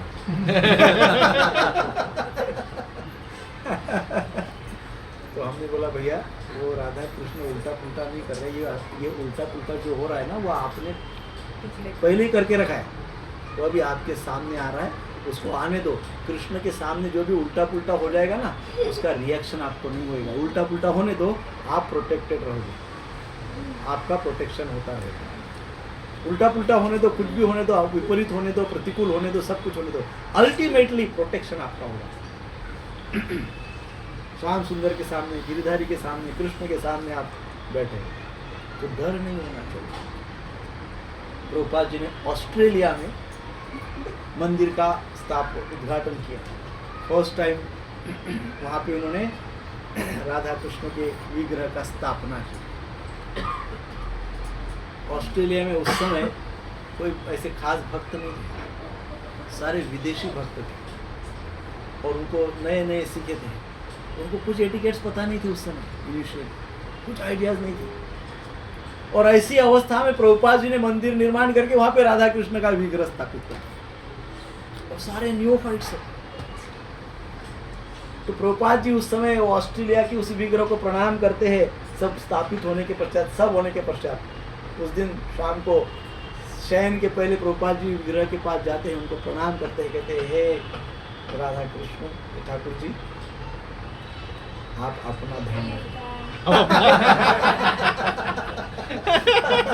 आप अपना ध्यान रखना और साथ साथ ये यहाँ के भक्तों का भी ध्यान रखना, ये बेचारे सारे नए हैं, ये गलतियाँ कर सकते हैं, इसलिए यहाँ तो आपको ही अपना ध्यान रखना होगा और साथ साथ आप इनका तो ध्यान रखेंगे। देखिए प्रभुपाद जी का मूड क्या है, और वही मूड से हमारे घर में गिरधारी आते हैं, कृष्ण आते हैं, जो प्रभुपाद जी का मूड है। क्या मूड है भाई, गिरधारी है, वो अखंड ब्रह्मांड के नायक है, वो हमारे भी कंट्रोलर है, वो हमारे परम पिता है, हमारे पिता जैसे परम पिता है, वो कोई गलतियों को हम पनिश थोड़ी करेंगे। तो प्रभुपाद जी जब ऐसा कहते हैं तो हमको तो बड़े उत्साह से हमारे घर में ड्यूटी रखनी चाहिए, है कि नहीं। प्रत्येक के घर में गौर निताई तो आ ही सकते हैं, जगन्नाथ बलदेव सुभद्रा जी तो आ ही सकते हैं। वो विदेशी भक्त ऐसा ऐसा अपराध करते थे, लेकिन भगवान सारे अपराधों को उनको अपराध ही नहीं मानते थे। एक बार अमेरिका में कौन से शहर में मैं भूल गया, वहाँ पे जगन्नाथ बलदेव जी सुभद्रा जी का विग्रह था। तो प्रभुपाद जी एक समय वहाँ पे गए विजिट करने के लिए, तो प्रभुपाद जी सब मंगल आरती हुई, सब हो गया, फिर ज्ञात के पश्चात दर्शन आरती होती है ना, तो प्रभुपाद जी वहाँ पे दर्शन आरती के समय पहुँचे उस मंदिर में, जगन्नाथ बलदेव जी सुभद्रा जी। तो प्रभुपाद जी पहुँचे, वो पट खोला तो देखा वहाँ विग्रह ही नहीं। अरे विग्रह कहाँ गए? तो भक्तों को पूछा भाई कहाँ गए विग्रह, कहाँ गए? बोले प्रभुपाद जी बाजू में बीच है। हमने सोचा यहाँ बैठे बैठे बहुत ही कंटाल गए हो तो हमने सोचा आज इनको चौपाटी बीच में घुमा के लेके आते। ऐसे भी ऐसे भक्तों ने विग्रह की स्थापना की और प्रभुपाद जी ने उनको क्षमा। प्रभुपाद जी बोले ठीक बात, आपका भाव लेके आइए वापिस, उनका घूमना बहुत हो गया। एक बार प्रभुपाद जी को किसी भक्त ने कहा, प्रभुपाद जी ने पूछा अरे जो भोग है भगवान को भोग लगाया उसमें स्वीट नहीं है? तो नहीं, डीटी के health point of view sweet ठीक नहीं है। प्रभुपाद जी ने वो भी स्वीकार किया। तो डीटीज को हमारे घर में लाने के लिए घबराइए मत, बट पूजा कैसी करनी चाहिए? With concentration, meditation and with absorption. ये महत्वपूर्ण बात। बाकी सारी बातें इंपॉर्टेंट है, बट ये इसेंस है, दिस इज इसेंस, ये सार है, ये आवश्यक है। बाकी सारा कुछ है और ये तीनों मिसिंग है, तो फिर वो कर्म कांड है। अच्छा, कर्म कांड। उत्पात एव केवलम, वो केवल उत्पात मचाएगा, बाकी कुछ नहीं होगा। सो वैसा नहीं चाहिए। हमको क्या करना है, हमको इस प्रकार से भाव भक्ति के स्तर पर भगवान की पूजन करना है, भगवान की भक्ति करना है। सो ये बहुत महत्व की बात है कि विग्रह हम लाते हैं तो डेफिनेटली हमको कुछ नियम का पालन भी करना चाहिए। तो क्या करें क्या न करें, दो बातें हैं। एक बात है क्या करें और दूसरी बात है क्या ना करें। तो क्या करें बहुत ही सिस्टमैटिक ढंग से हमको समझना होगा। एक पद्धति से हमको उसको समझना होगा, प्रोसेस से समझना होगा। क्या न करे ये हमको जितने जल्दी पता हो उतना अच्छा क्योंकि वो हम करना जो नहीं करना है उसको नहीं करना है, उसको इमीडिएट स्टॉप कर सकते हैं, तुरंत स्टॉप कर सकते हैं। तो हम क्या नहीं करना चाहिए उसका हम पहले चर्चा करते हैं। ये नेक्टर ऑफ डिवोशन में रूप गोस्वामी पाद में, ये आपने भी पढ़े होंगे सब, किसी ने आपके इसमें से किसी ने पढ़ा होगा, वो 32 बातें हैं, वर्जनीय बातें जो नहीं करना चाहिए विग्रह के सामने। तो उसको हम जस्ट आज आपके सामने पढ़ेंगे। आपको जो भी लगता है इसमें से कोई चीज़ आपसे हमसे हो रही हो तो हम उसको तुरंत करेक्ट कर लेंगे। तो सबसे पहले तो भगवान के मंदिर में या अपने घर में जब अभी ऑल्टर है, भगवान है, तो भगवान के सामने चप्पल जूते पहन के नहीं जाना चाहिए। भगवान के मंदिर में इवन पालकी में बैठ के भी नहीं जाना चाहिए। कोई पालकी में भगवान के विग्रह तक जाए वो नहीं होना चाहिए। घर में भी भगवान के सामने अपना ऐश्वर्य दिखाना नहीं चाहिए, या अपने अंदर के अशुद्ध जूते चप्पल वो नहीं लेना चाहिए। सॉक्स भी भगवान के सामने न पहने तो अच्छा है। सॉक्स भी ना पहने। सॉक्स उतार के भगवान का प्रणाम करें। अच्छा, विंटर में पहन सकते हाँ? हैं? विंटर और ज़्यादा। वो घर में पहनने के सॉक्स पर, अच्छा अच्छा। भगवान के सामने आपको किसी मेडिकल कंडीशन के कारण आपको सॉक्स पहनना अनिवार्य है, तो घर के सॉक्स अलग रखिए, बाहर के सॉक्स अलग रखिए। अच्छा, क्योंकि हमारे घर में ड्यूटी है अर्चन वो है। दूसरा नियम है, जो भी महोत्सव होते हैं, हमारे जो उत्सव होते हैं, बड़े बड़े महोत्सव होते हैं, वो उत्सव को मनाना चाहिए। यदि घर में ड्यूटी है, मैं भी बहुत ही छोटे स्तर पे आप मनाइए। मैं भी फॉर एग्जांपल जन्माष्टमी है और आपके घर में ड्यूटीज है, अर्च विग्रह है, तो क्या करिए, कुछ एकदम छोटे स्तर पे उनके लिए उस दिन बहुत अच्छे सुंदर सुंदर फूलों का हार बनाइए, उनके लिए फूलों की सजावट कीजिए, उनके वस्त्र बहुत उस दिन के लिए नए वस्त्र पहनाइए, उनको बहुत अच्छा धूप दीप करके कुछ अच्छा भोग लगाइए। इतना तो करिए, इतना तो कर सकते हैं। सो जो महोत्सव का तिथि होता है उस दिन विग्रह की अच्छी सेवा करें और मंदिर का भी प्रोग्राम अटेंड करें। घर का भी करिए, मंदिर घर का। देखिए, फर्स्ट प्रायोरिटी हमेशा मंदिर के स्थापित विग्रह को होती है। जैसे फॉर एग्जांपल जन्माष्टमी है, हमारे घर में ड्यूटी है और मंदिर में भी जन्माष्टमी है, तो मन में प्रश्न आता है घर में तो है, बहुत से लोग क्या कहते हैं मंदिर में नहीं जाते, घर का ही करते हैं। तो शास्त्र के अनुसार जो स्थापित विग्रह है, स्थापित श्री विग्रह की प्राथमिकता होनी चाहिए, उनकी पहले सेवा होनी चाहिए। तो प्राथमिक सेवा स्थापित विग्रह हमारे पास है, आसपास मंदिर में है, तो मंदिर में जाके पहले मंदिर के विग्रह की सेवा करनी चाहिए और समय को ऐसा एडजस्ट करना चाहिए कि मंदिर की सेवा में अवरोध न हो, हम घर की भी सेवा कर सकें, मंदिर की भी सेवा कर सकें। ये आप कर सकते हैं। घर का समय आप थोड़ा आगे पीछे एडजस्ट कर सकते हैं। दूसरी बात है, घर में विग्रह है, घर में ऑल्टर है, लेकिन दंडवत प्रणाम करना ही भूल जाते हैं। घर में विग्रह है लेकिन प्रणाम ही नहीं करते। प्रणाम करते कभी एक हाथ से भगवान का प्रणाम वर्जनीय है। एक हाथ से भगवान को प्रणाम नहीं करना चाहिए, दो हाथ से मस्तक झुका के प्रणाम करना। पॉलिटिशियन के जैसा प्रणाम नहीं करना चाहिए। पॉलिटिशियन ऐसा कर, इसमें झुकना नहीं हुआ, हाथ ऐसे करके सर झुका के भगवान को प्रणाम करना चाहिए। विशेषतः घर में यदि विग्रह है, पूरा दंडवत प्रणाम करना चाहिए। ऐसे तो जितने भी बार विग्रह के सामने जाएंगे दंडवत प्रणाम करना चाहिए घर में, परंतु वो संभव नहीं है तो अपना एक टाइम फिक्स करिए कि कितनी बार, कितने समय, कौन से टाइम पे आप दंडवत प्रणाम डेली करेंगे, उसका संकल्प कर लीजिए। उतनी बार वो समय पे दंडवत प्रणाम डेली करें, है ना? ठीक है, करेंगे।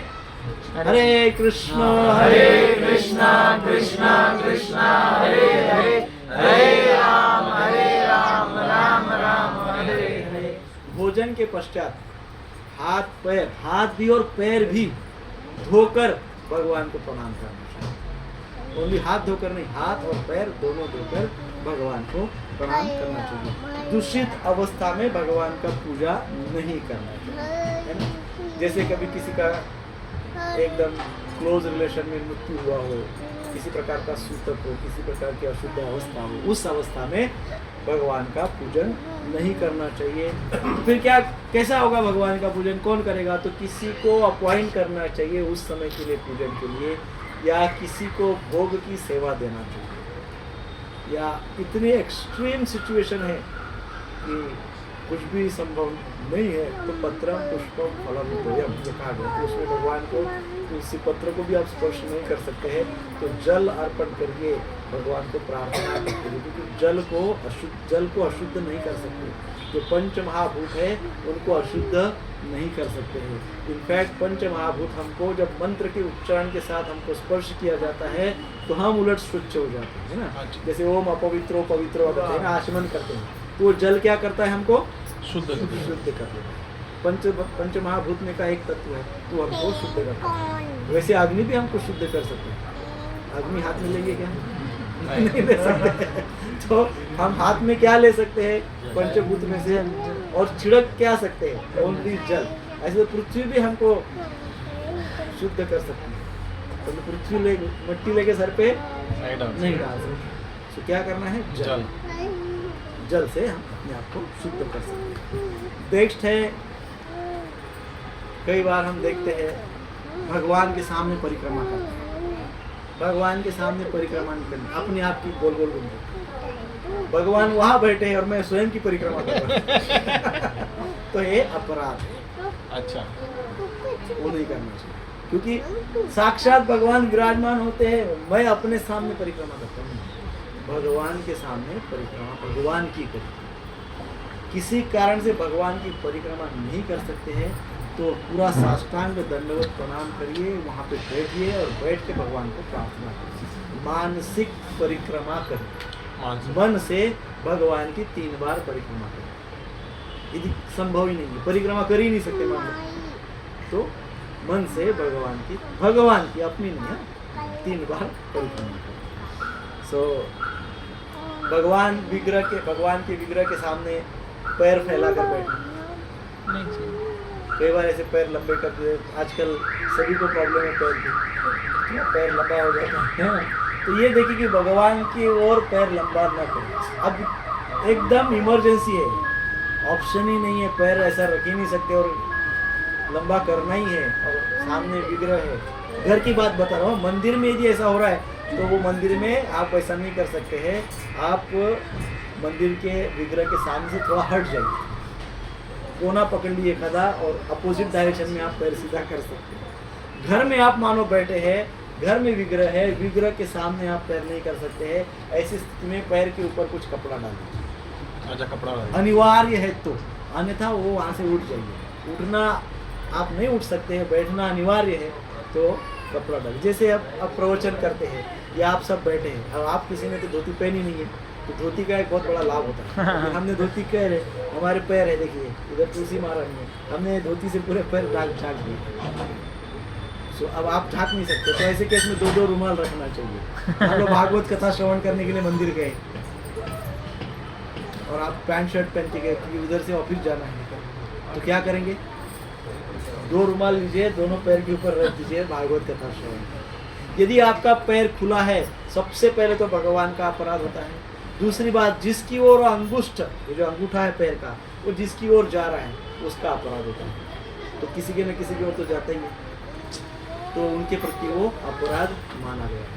तो इसलिए कहा गया है भगवान के सामने पैर फैलाकर न बैठे। मैं एक क्वेश्चन करूं, जैसे आप परिक्रमा के लिए बोले ना, तो मेरे घर व्यवस्था नहीं है, तो ऐसे कर सकते हैं हाथ से? नहीं, आप ध्यान से बैठ के मानसिक परिक्रमा करेंगे। भगवान आप मेरे घर के केंद्र स्थान में विराजित है, आपको मेरा शतकोटि प्रणाम है, कृपा करके मेरी परिक्रमा का स्वीकार करिए। और मन से आप सोचिए कि आप परिक्रमा कर रहे हैं, प्रार्थना करिए इस प्रकार से। तुलसी महारानी की परिक्रमा तुलसी करनी महारानी की तो डायरेक्ट कर ही सकते हैं। हाँ। भगवान के सामने की पर्दा लगाना हाँ। है सामने का। पर्दा तो पर्दा बंद होता है। देखिए, भगवान जब विराजमान है तो भगवान के सामने भगवान की परिक्रमा होनी चाहिए। मान लो तुलसी महारानी की करना है तो भगवान को पट बंद है। पट लगा।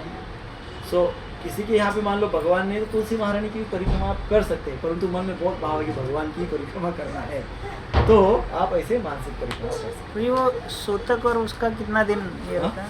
वो सूतक वगैरह रहता है, कितने दिन तक उसका पालन करना रहता है? सूतक भिन्न भिन्न अवस्था में होता है। जैसे मृत्यु के पश्चात सूतक होता है तो 14 दिन तक का सूतक होता है। 14 दिन 14 दिन बहुत क्लोज सगे संबंधी, तीन दो- पीढ़ी दो है। दो टाइप दो है, पीढ़ी। सगे और संबंधी।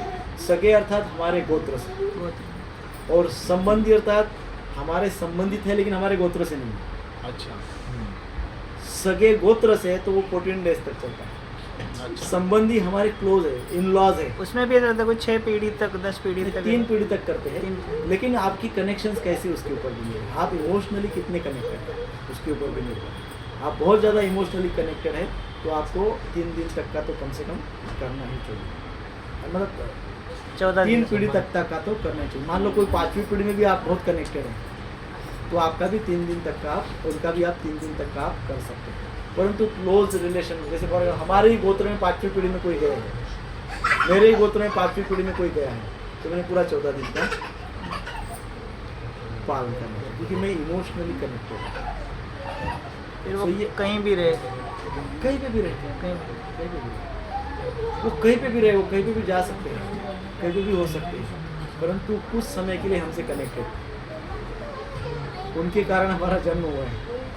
हमारे जितने भी पूर्वज, हमको पता नहीं है क्यों हम सब वो श्राद्ध कर्म करते हैं, क्योंकि उसमें हमारे जितने भी पूर्वज हैं उनके प्रति हम ग्रैटिट्यूड, कृतज्ञता प्रकट करते हैं। क्यों कृतज्ञता प्रकट करते हैं? क्योंकि उनके कारण हम आज हैं, है कि नहीं? उनके कारण ही हम आज हैं। एक एक्सटर्नल रीज़न है ना, बाह्य कारण है, तो इसलिए कृतज्ञता प्रकट करते हैं वो करने में। जो जन्म होता है तब जन्म के प्रति, जन्म के समय भी व्यक्ति दूषित हो जाता है। क्यों दूषित हो जाता है? बहुत सारे कारण, कुछ कारण, इम्पोर्टेंट कारण ये है कि व्यक्ति उस समय बहुत ज़्यादा इमोशनल हो जाता है, बहुत ज़्यादा एंग्शियस, आवेग में आ जाता है, बहुत ज़्यादा भावनात्मक हो जाता है, और इतना भावनात्मक हो जाता है कि कुछ समय के लिए वो अपने स्पिरिचुअल, आध्यात्मिक अस्तित्व को भूल जाता है। एक तो ये बात है। तो स्पिरिचुअल एग्जिस्टेंस को भूलने के कारण फिर अशुद्धता आ जाती है, दैट इज इम्प्योरिटी मानी गई, वो अशुद्धता। फिर दूसरी बात है कि जो व्यक्ति कोई अशुद्ध स्थान से हमारे यहाँ पे आया है तो हम क्या सोचते हैं, भैया अशुद्ध स्थान से आया है, इसका पहले शुद्धिकरण करना चाहिए। फिर घर में आया है तो जहाँ आया है वहाँ उस स्थान का भी अशुद्धता हो जाती है, उस स्थान को भी हम पवित्र करते हैं, प्यूरिफिकेशन।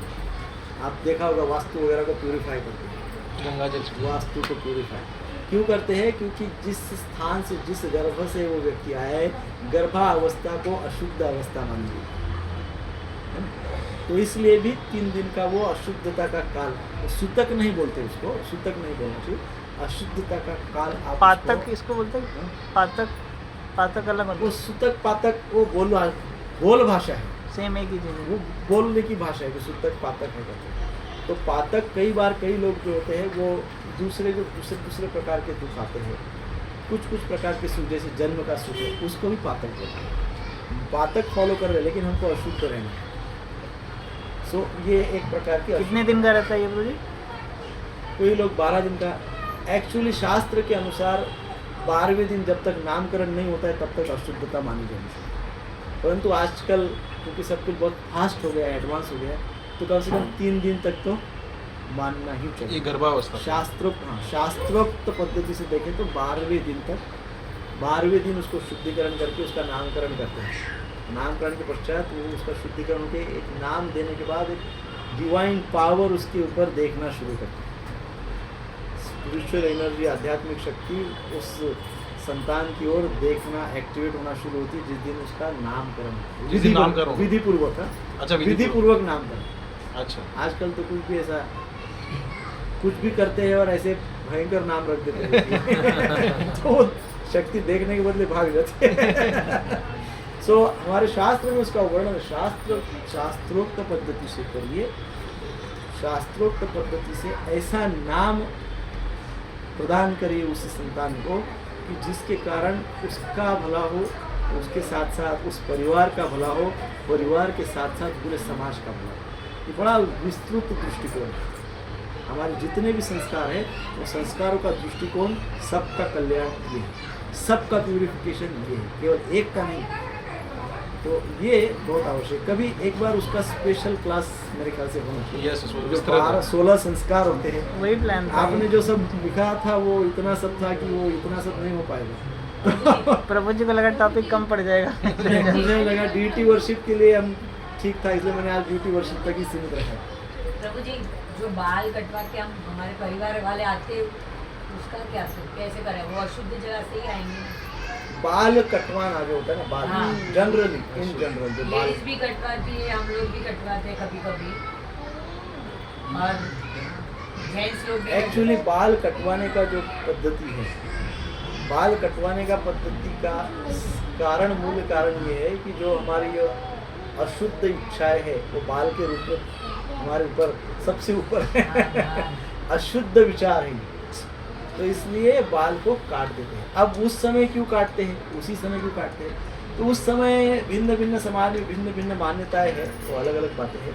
परंतु जो हमारे वैदिक पद्धति के अनुसार मुंडन जो ये करते हैं, वो ये कहते हैं कि जो इच्छाएं थी सारी इच्छाएं तो निकल गई, लेकिन एक अटैचमेंट वाली, हमारे पूर्वज के साथ जो हमारी अटैचमेंट वाली जो इच्छा थी, जो हमारे पूर्वज के उनके साथ मेरी बहुत क्रॉस अटैचमेंट है, वो अटैचमेंट के कारण दुख है, दुखी है, इमोशनल प्रॉब्लम है। तो उस अवस्था में इसलिए वो क्या करते हैं कि भाई आप जाके पहले ये सब जो अटैचमेंट्स है ना, इसको निकाल दें। उस समय के लिए वो सिग्निफिकेंस है। नॉर्मल सिचुएशन में जब हम बाल काटते हैं और कुछ बाल रखते हैं, उसका अर्थ है कि मैं सारी मटेरियल अटैचमेंट या मटेरियल डिज़ायर को बैलेंस कर रहा हूँ, उसको निकाल के फेंक रहा हूँ जो अनवांटेड है, और जो ओनली स्पिरिचुअल डिज़ायर है शिखा के रूप में, थोड़ी बहुत इच्छाएं है, और वो कौन सी है? स्पिरिचुअल डिज़ायर, आध्यात्मिक इच्छा है। वो आध्यात्मिक इच्छाएं मेरे पास नित्य होनी चाहिए, इसलिए शिखा नित्य होनी चाहिए। सो इसलिए बाकी के बाल काटते हैं और केवल ब्रह्मचारी जो है ना, बाकी सब निकाल के कुछ बालों को रखते हैं। तो कुछ बाल अर्थात आध्यात्मिक इच्छा है, बाकी कट गए वो बाल अर्थात भौतिक इच्छा है, वो सब निकल गई। प्रभु जी, ये जैसे मुंडन होता है तो लड़कों की तो होती है विधि विधान, लड़कियों की भी नहीं होती। देखिए शास्त्र में जो है वो तो है, वो होना चाहिए नहीं होना चाहिए तो उसको हम तो कुछ नहीं कर सकते, लड़कियों का भी होता है। परंतु ये नियम है। परंतु मैंने कभी देखा है कई कई जगह पे, और इसमें भी अपने शास्त्र में भी कहते हैं कि पहला जो मुंडन होता है ना, फर्स्ट हेयर, पहले बाल सबके निकाल देने, पहले बाल आते हैं, अच्छा पहले बाल होते हैं, जैसे बच्चे का जन्म हुआ फर्स्ट हेयर जो अच्छा वो पूरे के पूरे निकाल दें, उसमें चोटी भी नहीं रखते, अच्छा। वो पूरे बाल निकल जाते, पूरे निकाल देते। प्रभु जी, ये बच्चे पैदा होते हैं तो उनका ना सिंपल फॉर्म में अन्नप्राशन संस्कार 6 महीने बाद तो कैसे करना चाहिए थोड़ा जानकारी। अन्नप्राशन का अर्थ होता है तो उस समय करना चाहिए जब बच्चा खाने के लिए आतुर रहता है, उसकी जो गम्स है ना, जब गम्स हार्ड हो गई, मैं साइंटिफिक रीज़न बता रहा हूँ, गम्स जब हार्ड होती है तब समझना चाहिए कि ये खाने के लिए योग्य हो गया, अब इसका अन्नप्राशन संस्कार। 6 महीने बाद कुछ दाल का ऐसा फिक्स नहीं है 6 महीने के बाद, कभी कभी किसी बच्चे का वो गम्स जल्दी हार्ड नहीं होते, किसी बच्चे को 8 महीने 9 महीने लग जाते हैं हार्ड होने में। दांत आना चाहिए, दांत आना तो लंबी बात है, हार्ड भी हो गए तब भी आप उसको चबाने के लिए कुछ अन्न दे सकते हैं। लेकिन किसी का हुआ ही नहीं है और आप उसको दे देंगे तो बच्चा उसको डाइजेस्ट नहीं कर पाएगा। वो निसर्ग ने वो हमको सिस्टम ही दे के रखी है कि भाई हार्ड हो गया तो आप उसको अन्नप्राशन करें, हार्ड नहीं हुआ इसका मतलब उसकी डाइजेशन सिस्टम भी तैयार नहीं हुई, आप उसको वैसे ही खिलाओगे तो वो प्यूक करे, बाहर निकाल के जाए। प्रभु जी सब मेथड करने का तरीका कुछ और भी यस, उसका विधि पूर्वक होता है, विधि भी होती है। उसको सबसे इम्पोर्टेंट बात है कि चावल का पेज, कोई भी ग्रेन को बहुत अच्छे से भिगा के क्रश करके सुपर लिक्विड बना के और भगवान को भोग लगा के विशेषकर मंत्रोच्चारण के साथ, कोई एलैबोरेट करना चाहता है तो यज्ञ वगैरह को यज्ञ में आहुति देकर खिलाते हैं। वो संभव नहीं है तो किसी वरिष्ठ वैष्णव शुद्ध भक्त आचार्य ब्रह्मचारी गुरु महाराज किसी के भी हाथ से, किसी अच्छे भक्त के हाथ से जो नाम रुचि रखता है, जिसकी नाम में रुचि है, ऐसे भक्त के द्वारा आप उसको प्राशन करवा सकते हैं। उसके 1-2-3 मंत्र होते हैं, शॉर्ट में आप वो मंत्र का उच्चारण करते हैं तो ठीक है, नहीं भी करते हैं तो आप हरे कृष्ण महामंत्र का उच्चारण करते हुए किसी शुद्ध भक्त के द्वारा अन्न प्राशन करवा सकते हैं। प्रभु जी हम लोग जब घर से बाहर जाते हैं तो जो विग्रह है उसको बाहर ले जाना चाहिए कि नहीं ले जाना किसको विग्रह उसका भी एक विधि होता है। कभी कभार खान संस्कार जो खान जो खेलते हैं उसका संस्कार कैसे? नामकरण के बाद कान तोड़ते एनी टाइम जब आपको ठीक लगता है, बट आफ्टर नामकरण, नामकरण के पहले नहीं, नामकरण के पहले कुछ भी नहीं होगा। जब बच्चा सस्टेन कर सकता है, आपको लगता है कि बच्चा सहन करेगा, बहुत छोटा बच्चा होता है एकदम 4-5 दिन का 15 दिन का, वो नहीं कर पाता, तो 1.25 महीना 2 महीना 1.25 महीना 1.5 महीना 2 महीने के बाद करिए, उसको सिचुएशन से यूज टू होने दीजिए, प्रकृति से समरूप होने दीजिए, फिर वो टॉलरेट करेगा पेन, तब कान। मुझे एक क्वेश्चन है, जैसे डीटी वर्शिप में हम लड्डू गोपाल लाते हैं, बहुत लोग उसको अपने साथ बिस्तर पे रखते हैं, फिर अपने साथ खाना जब खाते हैं तब उनको उसको खिलाते हैं, फिर मतलब उनको जैसे आप बोले ना फैमिली में, तो प्रॉपर फैमिली उनको समझ कर रखते। और फिर जैसे कि हम लोग धाम कहीं गए तो वो उनको लेकर जाते हैं, नाम प्रसाद लेते हैं, वहाँ पे रखते हैं उनको, तो वो सही है? शास्त्र के अनुसार भगवान की वात्सल्य भाव में आप पूजा तो कर सकते हैं, परंतु एक बात शास्त्र बहुत आग्रह से बताता है, बहुत आग्रह से, वो शुचिर्भूत, शुचिर्भूत अर्थात शुद्ध से, शुद्धता होनी चाहिए। वो भगवान है, भले ही वो दया करके हमारे फैमिली मेंबर बन गए, ये उनकी दया है। हमारे परिवार में हमारे परिवार के सदस्य बन गए, ये उनकी हमारे ऊपर दया है। वो दया है, इसका अर्थ ये नहीं कि आप कुछ भी गंदगी फैलाओ। I mean, आप उसको, आप जिस बिस्तर में मान लो छोटे छोटे बच्चे हैं, मालूम मूत्र त्याग करते, उसी बिस्तर में भगवान को सुलाए, वो तो दया दिखा रहे, लेकिन हम कृतज्ञता नहीं दिखा। भले ही हमारे फैमिली मेंबर है, दयावश हमारे पास आए हैं, लेकिन हमको उसके प्रति कृतज्ञता का भी तो भाव कहीं होना चाहिए, और वो कृतज्ञता का भाव हम प्रकट करते हैं शुद्धता के माध्यम से। पता चलता है आप यदि शुद्धता रख रहे घर में, तो इसका अर्थ ये होता है कि आप भगवान के प्रति बहुत कृतज्ञ हैं, और आप भगवान के प्रति शुद्धता नहीं रख रहे तो ये क्लियर पता चलता है कि you are not grateful towards Lord, आप भगवान के प्रति कृतज्ञ नहीं हैं।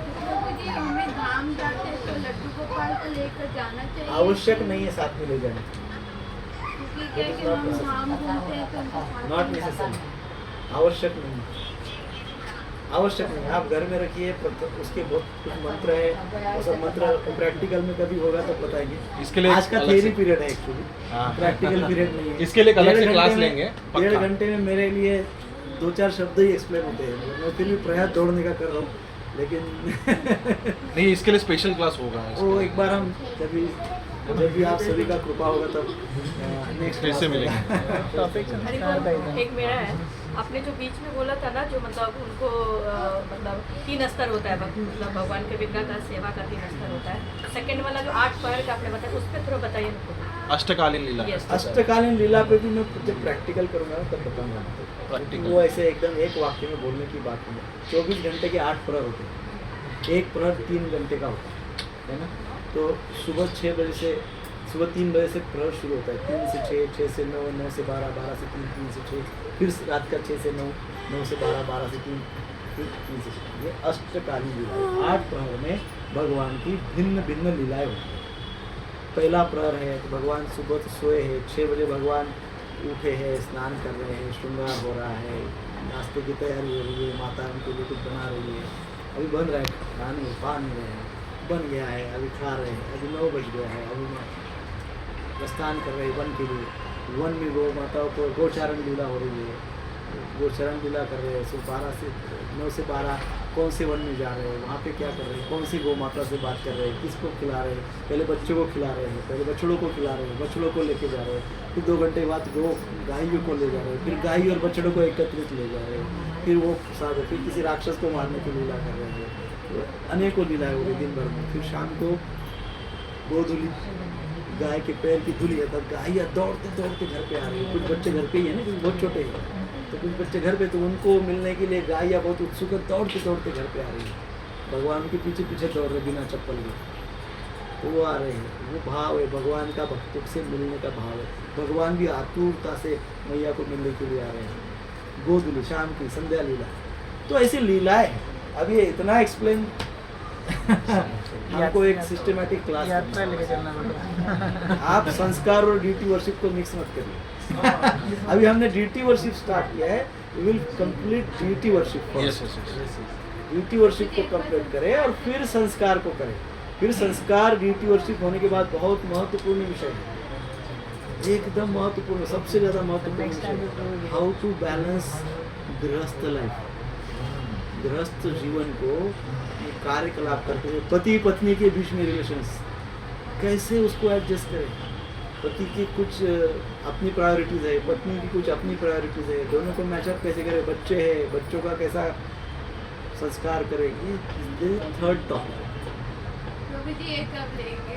डीटी वर्शिप, Third वाला ही पहले डीटी वर्शिप, देन संस्कार एंड देन बैलेंस गृहस्थ लाइफ। आपने जो 3 विषय दिए, तो तीनों विषय डिफरेंट तरीके के हैं, तीनों विषय में 5-5 घंटा लग सकता है। सो हम उसको, मैं आज कोशिश कर रहा हूँ आपको ओवरव्यू डीटी वर्शिप का देने का। ओवरव्यू दिया है मैंने, तो क्या नहीं करे ये बात को हम समझ लें कि ये नहीं करे, और वो ओवरव्यू भाव क्या रखे ड्यूटीज को लाने के लिए, ड्यूटीज को लेके तो आए, वो भाव क्या होना चाहिए, वो 2 ही बातें मैं समझाने का, बोलने का प्रयास कर रहा हूँ। ये सारी बातें हमारे आचार्यों ने, गुरु परंपरा ने हमको सिखाई हुई है। मैं तो केवल तोते के जैसा आपको वो बोल रहा हूँ, तो वो बातों को हम आचार्यों की इंस्ट्रक्शन समझ के फॉलो करें, आचार्यों की इंस्ट्रक्शन समझ के इसको हम अपने जीवन में। क्वेश्चन है, अगर छोटा बेबी रहे, जैसे सुसु करता है, क्या क्या छोटा बेबी, छोटा बच्चा, हाँ, तो वो जैसे सुसु करे, पॉटी करे, तो हमें जैसे डीटी वर्शिप भी करना, भगवान का भोग करना, हमें बार-बार स्नान करना पड़ेगा कि नहीं? बच्चा जब बहुत छोटा है ना, तो हमारे जैसे कि अभी आचार्य, वो 3 मंथ की है। हाँ, तो हमारे आचार्य कहते हैं यदि आपका बच्चा बहुत छोटा है तो इट मीन्स आपका बच्चा ही आपकी ड्यूटी है। अच्छा, आपका बच्चा ही आपकी ड्यूटी है। ड्यूटी है, तो उसकी किसी बात को इरिटेट मत हो जाइए। हमको पता है गृहस्थों को भगवान कृपा करके बच्चे क्यों देते हैं, उनके घर में बच्चे आते हैं, क्यों आते हैं? हमारे सहनशीलता की परीक्षा करने। हमको यदि बच्चे हैं तो समझते हैं कि भगवान हमारी सहनशीलता की परीक्षा करना चाहिए। तो जितना सहनशील होगे बच्चों के प्रति, उतने आपके बच्चे बहुत अच्छे संस्कारी हो जाएंगे। और बाल्यावस्था से ही हम इनटॉलरेंट हो जाएंगे, बच्चों को टॉलरेट नहीं करेंगे, रिएक्ट करेंगे, मारेंगे, पीटेंगे, वायलेंस, गाली गलौज, अभद्र शब्दों का प्रयोग करेंगे, तो बच्चे उसका मल्टीप्लाई करके हमको वापस देंगे। तो वेरी फर्स्ट हमको क्या करना है, बच्चों को अपनी डीटी समझना है। भाई भगवान की पूजा है, ये भगवान ये रूप में है, अभी तो मैं जब तक ये ना समझे उसको प्रायोरिटी देना है। और फिर डीटी, तो डीटी में सबसे इम्पोर्टेंट बात है शुचिर्भूतता। जैसा मैंने कहा है कि बच्चा ऐसा करता है तो उसके प्रति अशुद्ध समझ के 50 बार नहाने की जरूरत नहीं है। परंतु जब डीटी की आप वर्शिप करते हैं तो घर में कोई और भी तो होंगे, तो उनको कहिए करने के लिए कुछ समय के लिए, है कि नहीं? वो प्रसाद बना सकते हैं। हाँ हाँ बिल्कुल बना सकते। मान लो आपने बच्चे ने पॉटी किया, आप उसको क्लीन कर रहे हैं, तो मात्र भगवान का भोग बनाने के लिए थोड़े रिस्ट्रिक्शंस हैं। तो आपको करना क्या चाहिए, बच्चे ऐसे डायपर वगैरह पहने हुए रहते हैं, मान लो आप भोग बना रहे हैं तो पहले भोग बना लीजिए, भगवान को ऑफर कीजिए, फिर उसको क्लीन करिए। ऐसे कहीं पे आपको थोड़ा लॉजिक भी अप्लाई करना चाहिए कि कैसे आप दोनों चीज़ों को साध सकते हैं। थोड़ा लॉजिकल बातें सॉल्व। प्रभु जी मेरा एक प्रश्न है, ये सहनशीलता कितने टाइम तक बच्चे मैंने देखा प्रभु जी कुछ लोग तो लाइफ टाइम सहनशील ही रहते हैं।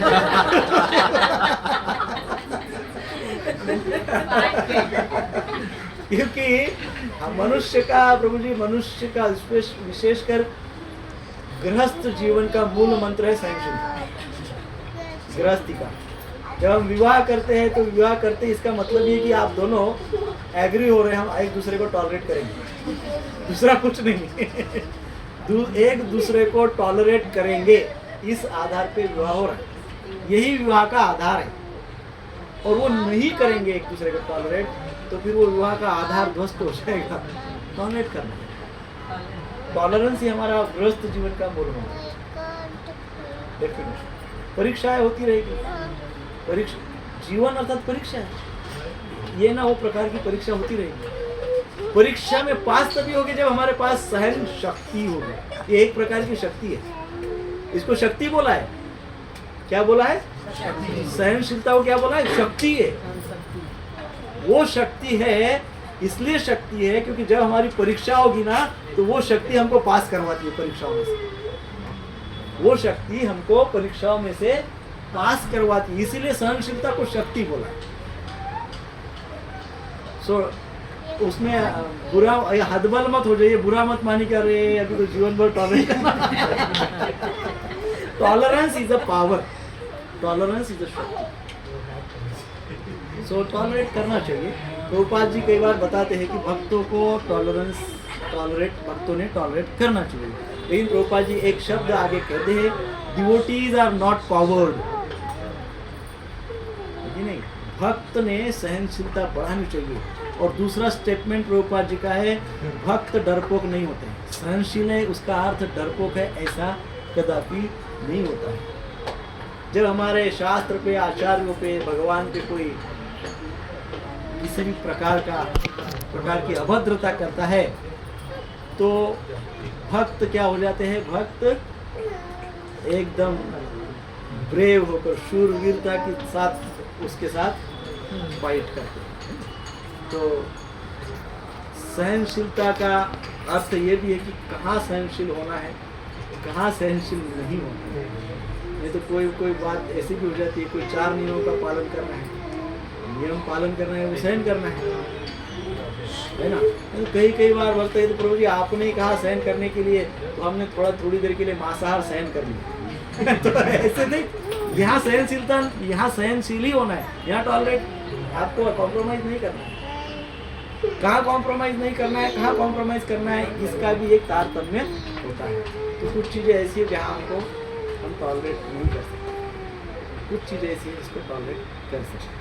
तो जो धर्म के आधारित है, गुरु परंपरा के उपदेश के अनुसार है, जो गुरु शास्त्र साधु के अनुकूल है, वही हमको फॉलो करना है।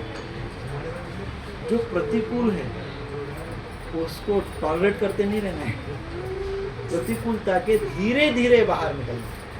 प्रतिकूल है तो तुरंत उसको रिएक्ट भी नहीं करना है, भी कोई प्रतिकूल परिस्थिति तुरंत रिएक्ट करो नहीं, स्लोली प्रतिकूलता के बाहर आना। आप संसार को चेंज नहीं कर सकते, अपने आप को चेंज कर सकते। पूरा संसार हमारे नियंत्रण में थोड़ी है, भगवान के नियंत्रण में। तो हम संसार को नहीं बदल सकते, अपने आप को अवश्य बदल सकते। तो वो अपने आप को बदलना चाहिए। तो आगे का पॉइंट बताता हूँ। प्रभु जी एक क्वेश्चन मेरा, जैसे 15 दिन के लिए मैं कहीं गई, 15 दिन ठाकुर जी राधा रानी घर पे है, तो क्या करूँ? कौन सी विग्रह आपके यहाँ पे? राधा रानी और ठाकुर जी। क्या करना चाहिए? भगवान को प्रार्थना करनी चाहिए और भगवान को कहना चाहिए, हे भगवान मैं वृंदावन जा रही हूँ, कृपा करके आप मेरे साथ चलिए। तो भगवान जिस रूप में आना चाहते हैं उस रूप में वो आ जाएंगे। विग्रह को आपको ले जाने की जरूरत है, वो तो यत्र तत्र सर्वत्र है। भगवान तो सर्वत्र है, वहाँ पे आपके पर्सनल रिलेशनशिप के कारण वहाँ पे वो आपके पर्सनल रिलेशनशिप। तो आप उनको बोल सकते हैं, भगवान मैं आपकी प्रसन्नता के लिए अमुक जगह जा रही हूँ, आपकी प्रसन्नता के लिए। तो भगवान आपका उपाय वहाँ पे भी मेरे साथ अपने आसपास मेरे साथ। तो भगवान को जैसा भी कन्वीनियंट हो उस रूप में वो आपके साथ मुझे अंदर से तो लगता है कि उनका सेवा करने के लिए कोई होना चाहिए। आप जब उनको लेके जाते हैं और सेवा नहीं होती है तो फिर वो बड़ा अपराध है। आप अशुद्ध जगह पे उनको रखेंगे, अशुद्ध लोग उनको देखेंगे। इनफैक्ट ये भी बोला गया है कि जो भगवान के लिए आप भोग लगाते हैं, भोग लगाते समय किसी विचित्र व्यक्ति का, विचित्र प्राणी का, अशुद्धता का उसके ऊपर दृष्टिक्षेप हो गया तो वो भोग आप भगवान को नहीं लगा सकते। कौन करती है? मतलब कोई भी विकृति वाले व्यक्ति हो, किसी प्रकार का शुगर, सुअर का नजर पड़ गया, कुत्ते का नजर पड़ गया, उस मेंटालिटी वाले व्यक्ति का नजर पड़ गया, तो वो भगवान को भोग नहीं लगा सकते। तो बहुत सारे कड़क नियम है उसके। अब ट्रैवलिंग करना चाहते हैं उनके साथ, बहुत फास्ट एंड बहुत स्ट्रिक्ट रूल्स, तो इसलिए ट्रैवलिंग इज वेरी डिफिकल्ट। भगवान को आप प्रणाम करिए, भगवान को कहिए, भगवान को सुलाने का मंत्र है तो मंत्र का उच्चारण करिए, प्रणाम करिए, भगवान के आसपास फल या ड्राई फ्रूट्स वगैरह रख के जाइए। हाँ, कुछ रख के जाइए अपने भाव के हिसाब से, तुलसी पत्ते डाल के ड्राई फ्रूट्स वगैरह रख के आप जा सकते हैं। ये एक तरीका है। मान लो आपके पास कोई दूसरा व्यक्ति है 15 दिन सेवा कर सकता है, कोई दूसरे भक्त है, फैमिली रिलेटिव है, कोई है, तो उनको भी आप सेवा सौंप के जा सकते हैं, वो भी एक कर सकते हैं। मान लो कोई भी नहीं है तो उस केस में आप वक्त के जाना चाहिए जितना दिन प्रार्थना इम्पोर्टेंट है, प्रार्थना करें, प्रार्थना बहुत इम्पोर्टेंट है। फिर कुछ आप रख के जा सकते हैं। सुलाने का भी मंत्र है, सुलाने का मंत्र बोल के जा सकते हैं। भगवान को कहते हैं कि भगवान आप विश्राम कीजिए। वैसे भी आप कभी कभी 4-4 महीने विश्राम करते हैं, अब यह भगवान कम से कम 15 दिन का विश्राम करेंगे। इस वास्तु में आप विश्राम के रूप में, योग निद्रा के रूप में स्थापित रहिए और मेरे साथ आप वरद हस्त लेकर मेरे साथ आप ये प्रार्थना, मेरे साथ वरद हस्त आशीर्वाद मुद्रा में भगवान मेरे साथ चलिए और मेरे वास्तु में आप योग निद्रा के भाव में विराजमान रहिए। ये भाव, ये प्रार्थना थोड़ा ड्राई फ्रूट रख देंगे। हाँ? हाँ, थोड़ा ड्राई फ्रूट्स। हाँ, अभी कुछ मिनटों के बाद प्रश्न लेंगे, इस प्रश्न थामे रखिए। मैं कंप्लीट करना चाहता हूँ। Yes yes please. क्योंकि ये विषय कंप्लीट होगा तो एटलीस्ट कुछ आपको इनपुट रहेगा। सो श्री विग्रह के सामने सोना नहीं चाहिए, लेटना नहीं चाहिए। भगवान के समक्ष भोजन नहीं करना चाहिए। यदि घर में है और जगह ही नहीं है, हॉल में भोजन करना अनिवार्य है, तो भगवान को कर्टन लगा, मतलब कर्टन लगा देना चाहिए, कर्टन भोजन लग करते हैं। भाई मुंबई है, मुंबई में कोई बहुत बड़े महल तो किसी के पास है नहीं, एक ही हॉल और एक रूम या 2 रूम रहते हैं, उसी में सब कुछ करना है, तो भगवान का कर्टन बंद करके आप प्रसाद पा सकते हैं। भगवान के सामने, ये ध्यान में रखिए, बहुत इंपॉर्टेंट है। हरि बोल, हरि बोल, हरे कृष्णा। बहुत इम्पोर्टेंट बात है। कम से कम भगवान के विग्रह के सामने झूठ नहीं बोलना चाहिए। अच्छा, झूठ नहीं बोला कम से कम, ज्यादा से ज्यादा कहीं पे भी झूठ नहीं बोलना चाहिए। कम से कम विग्रह के सामने खड़े हैं और झूठ बोल रहे हैं, सरे आप झूठ बोल रहे, नहीं बोलना चाहिए। अच्छा, विग्रह सुन लेते हैं और झूठ नहीं बोलना चाहिए। और विग्रह के सामने जोर जोर से बातचीत भी नहीं करनी चाहिए।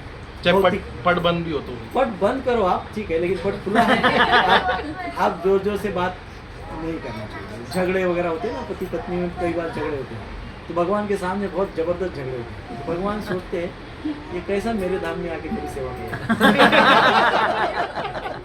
इसको अभी जस्ट मैंने ट्रेलर दिखा दिया, तो ट्रेलर में इतना झगड़ रहा है। गृहस्थ जीवन अर्थात ट्रेलर। अच्छा, भगवान बोल रहे हैं आप मेरी सेवा नित्य सेवा करना चाहते हैं ना, ऊपर गोलोक में आके, कोई बात नहीं, पहले मैं तुमको भौतिक जगत में भेजता हूँ, तुमको एक पत्नी या एक पति दे देता हूँ, और आप देखो एक दूसरे को कैसा टॉलरेट करके एक दूसरे की कैसी सेवा करते हैं। पहले ये ट्रेलर में पास हो जाओ, फिर मैं आपको आगे फिल्म में लूँगा। तो यदि हम झगड़े करते हैं गृहस्थी में, तो हम तो ट्रेलर में फेल हो गए। भगवान ने जो ट्रेलर दिया है उसमें हम फेल हो गए। झगड़े नहीं करने चाहिए।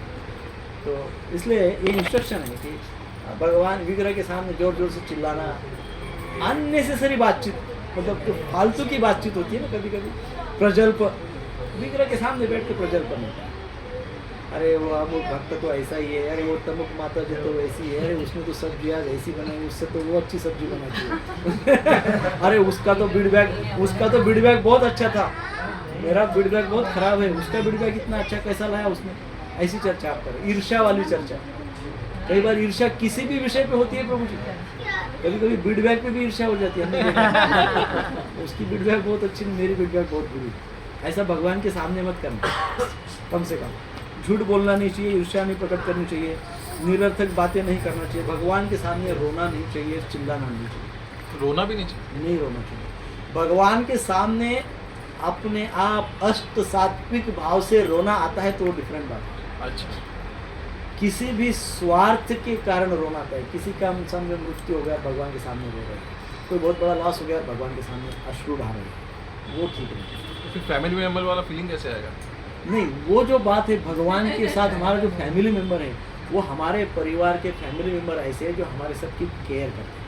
अच्छा वो जैसे पूर्व के समय में एक होता, हमारे परिवार में बड़े सबसे बड़े होते हैं, सबका भाव होता था कि ये ज्ञानी है, अनुभवी है, इनके प्रोटेक्शन में हम बहुत अच्छे हैं, अच्छा परंतु है हमारी फैमिली मेम्बर। अच्छा वैसे ही वो सबसे बड़े हैं, फैमिली मेम्बर तो है लेकिन सबसे बड़े हैं, प्रोटेक्टर है, हमको सुरक्षा देने वाले हैं, है फैमिली मेम्बर लेकिन बड़े हैं। थोड़ा वो भाव भी होना चाहिए हमारे हृदय में आदर का, उनका आदर करें। दूसरा बात, सूक्ष्म बात यह है कि भगवान के सामने कह रहे कि भगवान ने आपने मुझे, उसका अर्थ होता है आपने मुझे दुख दिया, मुझे दुख मिला, वो दुख मिला, मैं रो रहा हूँ, भगवान आप होते हुए ये सब कुछ हुआ करेंगे, अच्छा आपने मुझे, ऐसा अर्थ होता है। तो वो ना करें, उलाहना वाला जो रहता है ना, हाँ वो ना करें।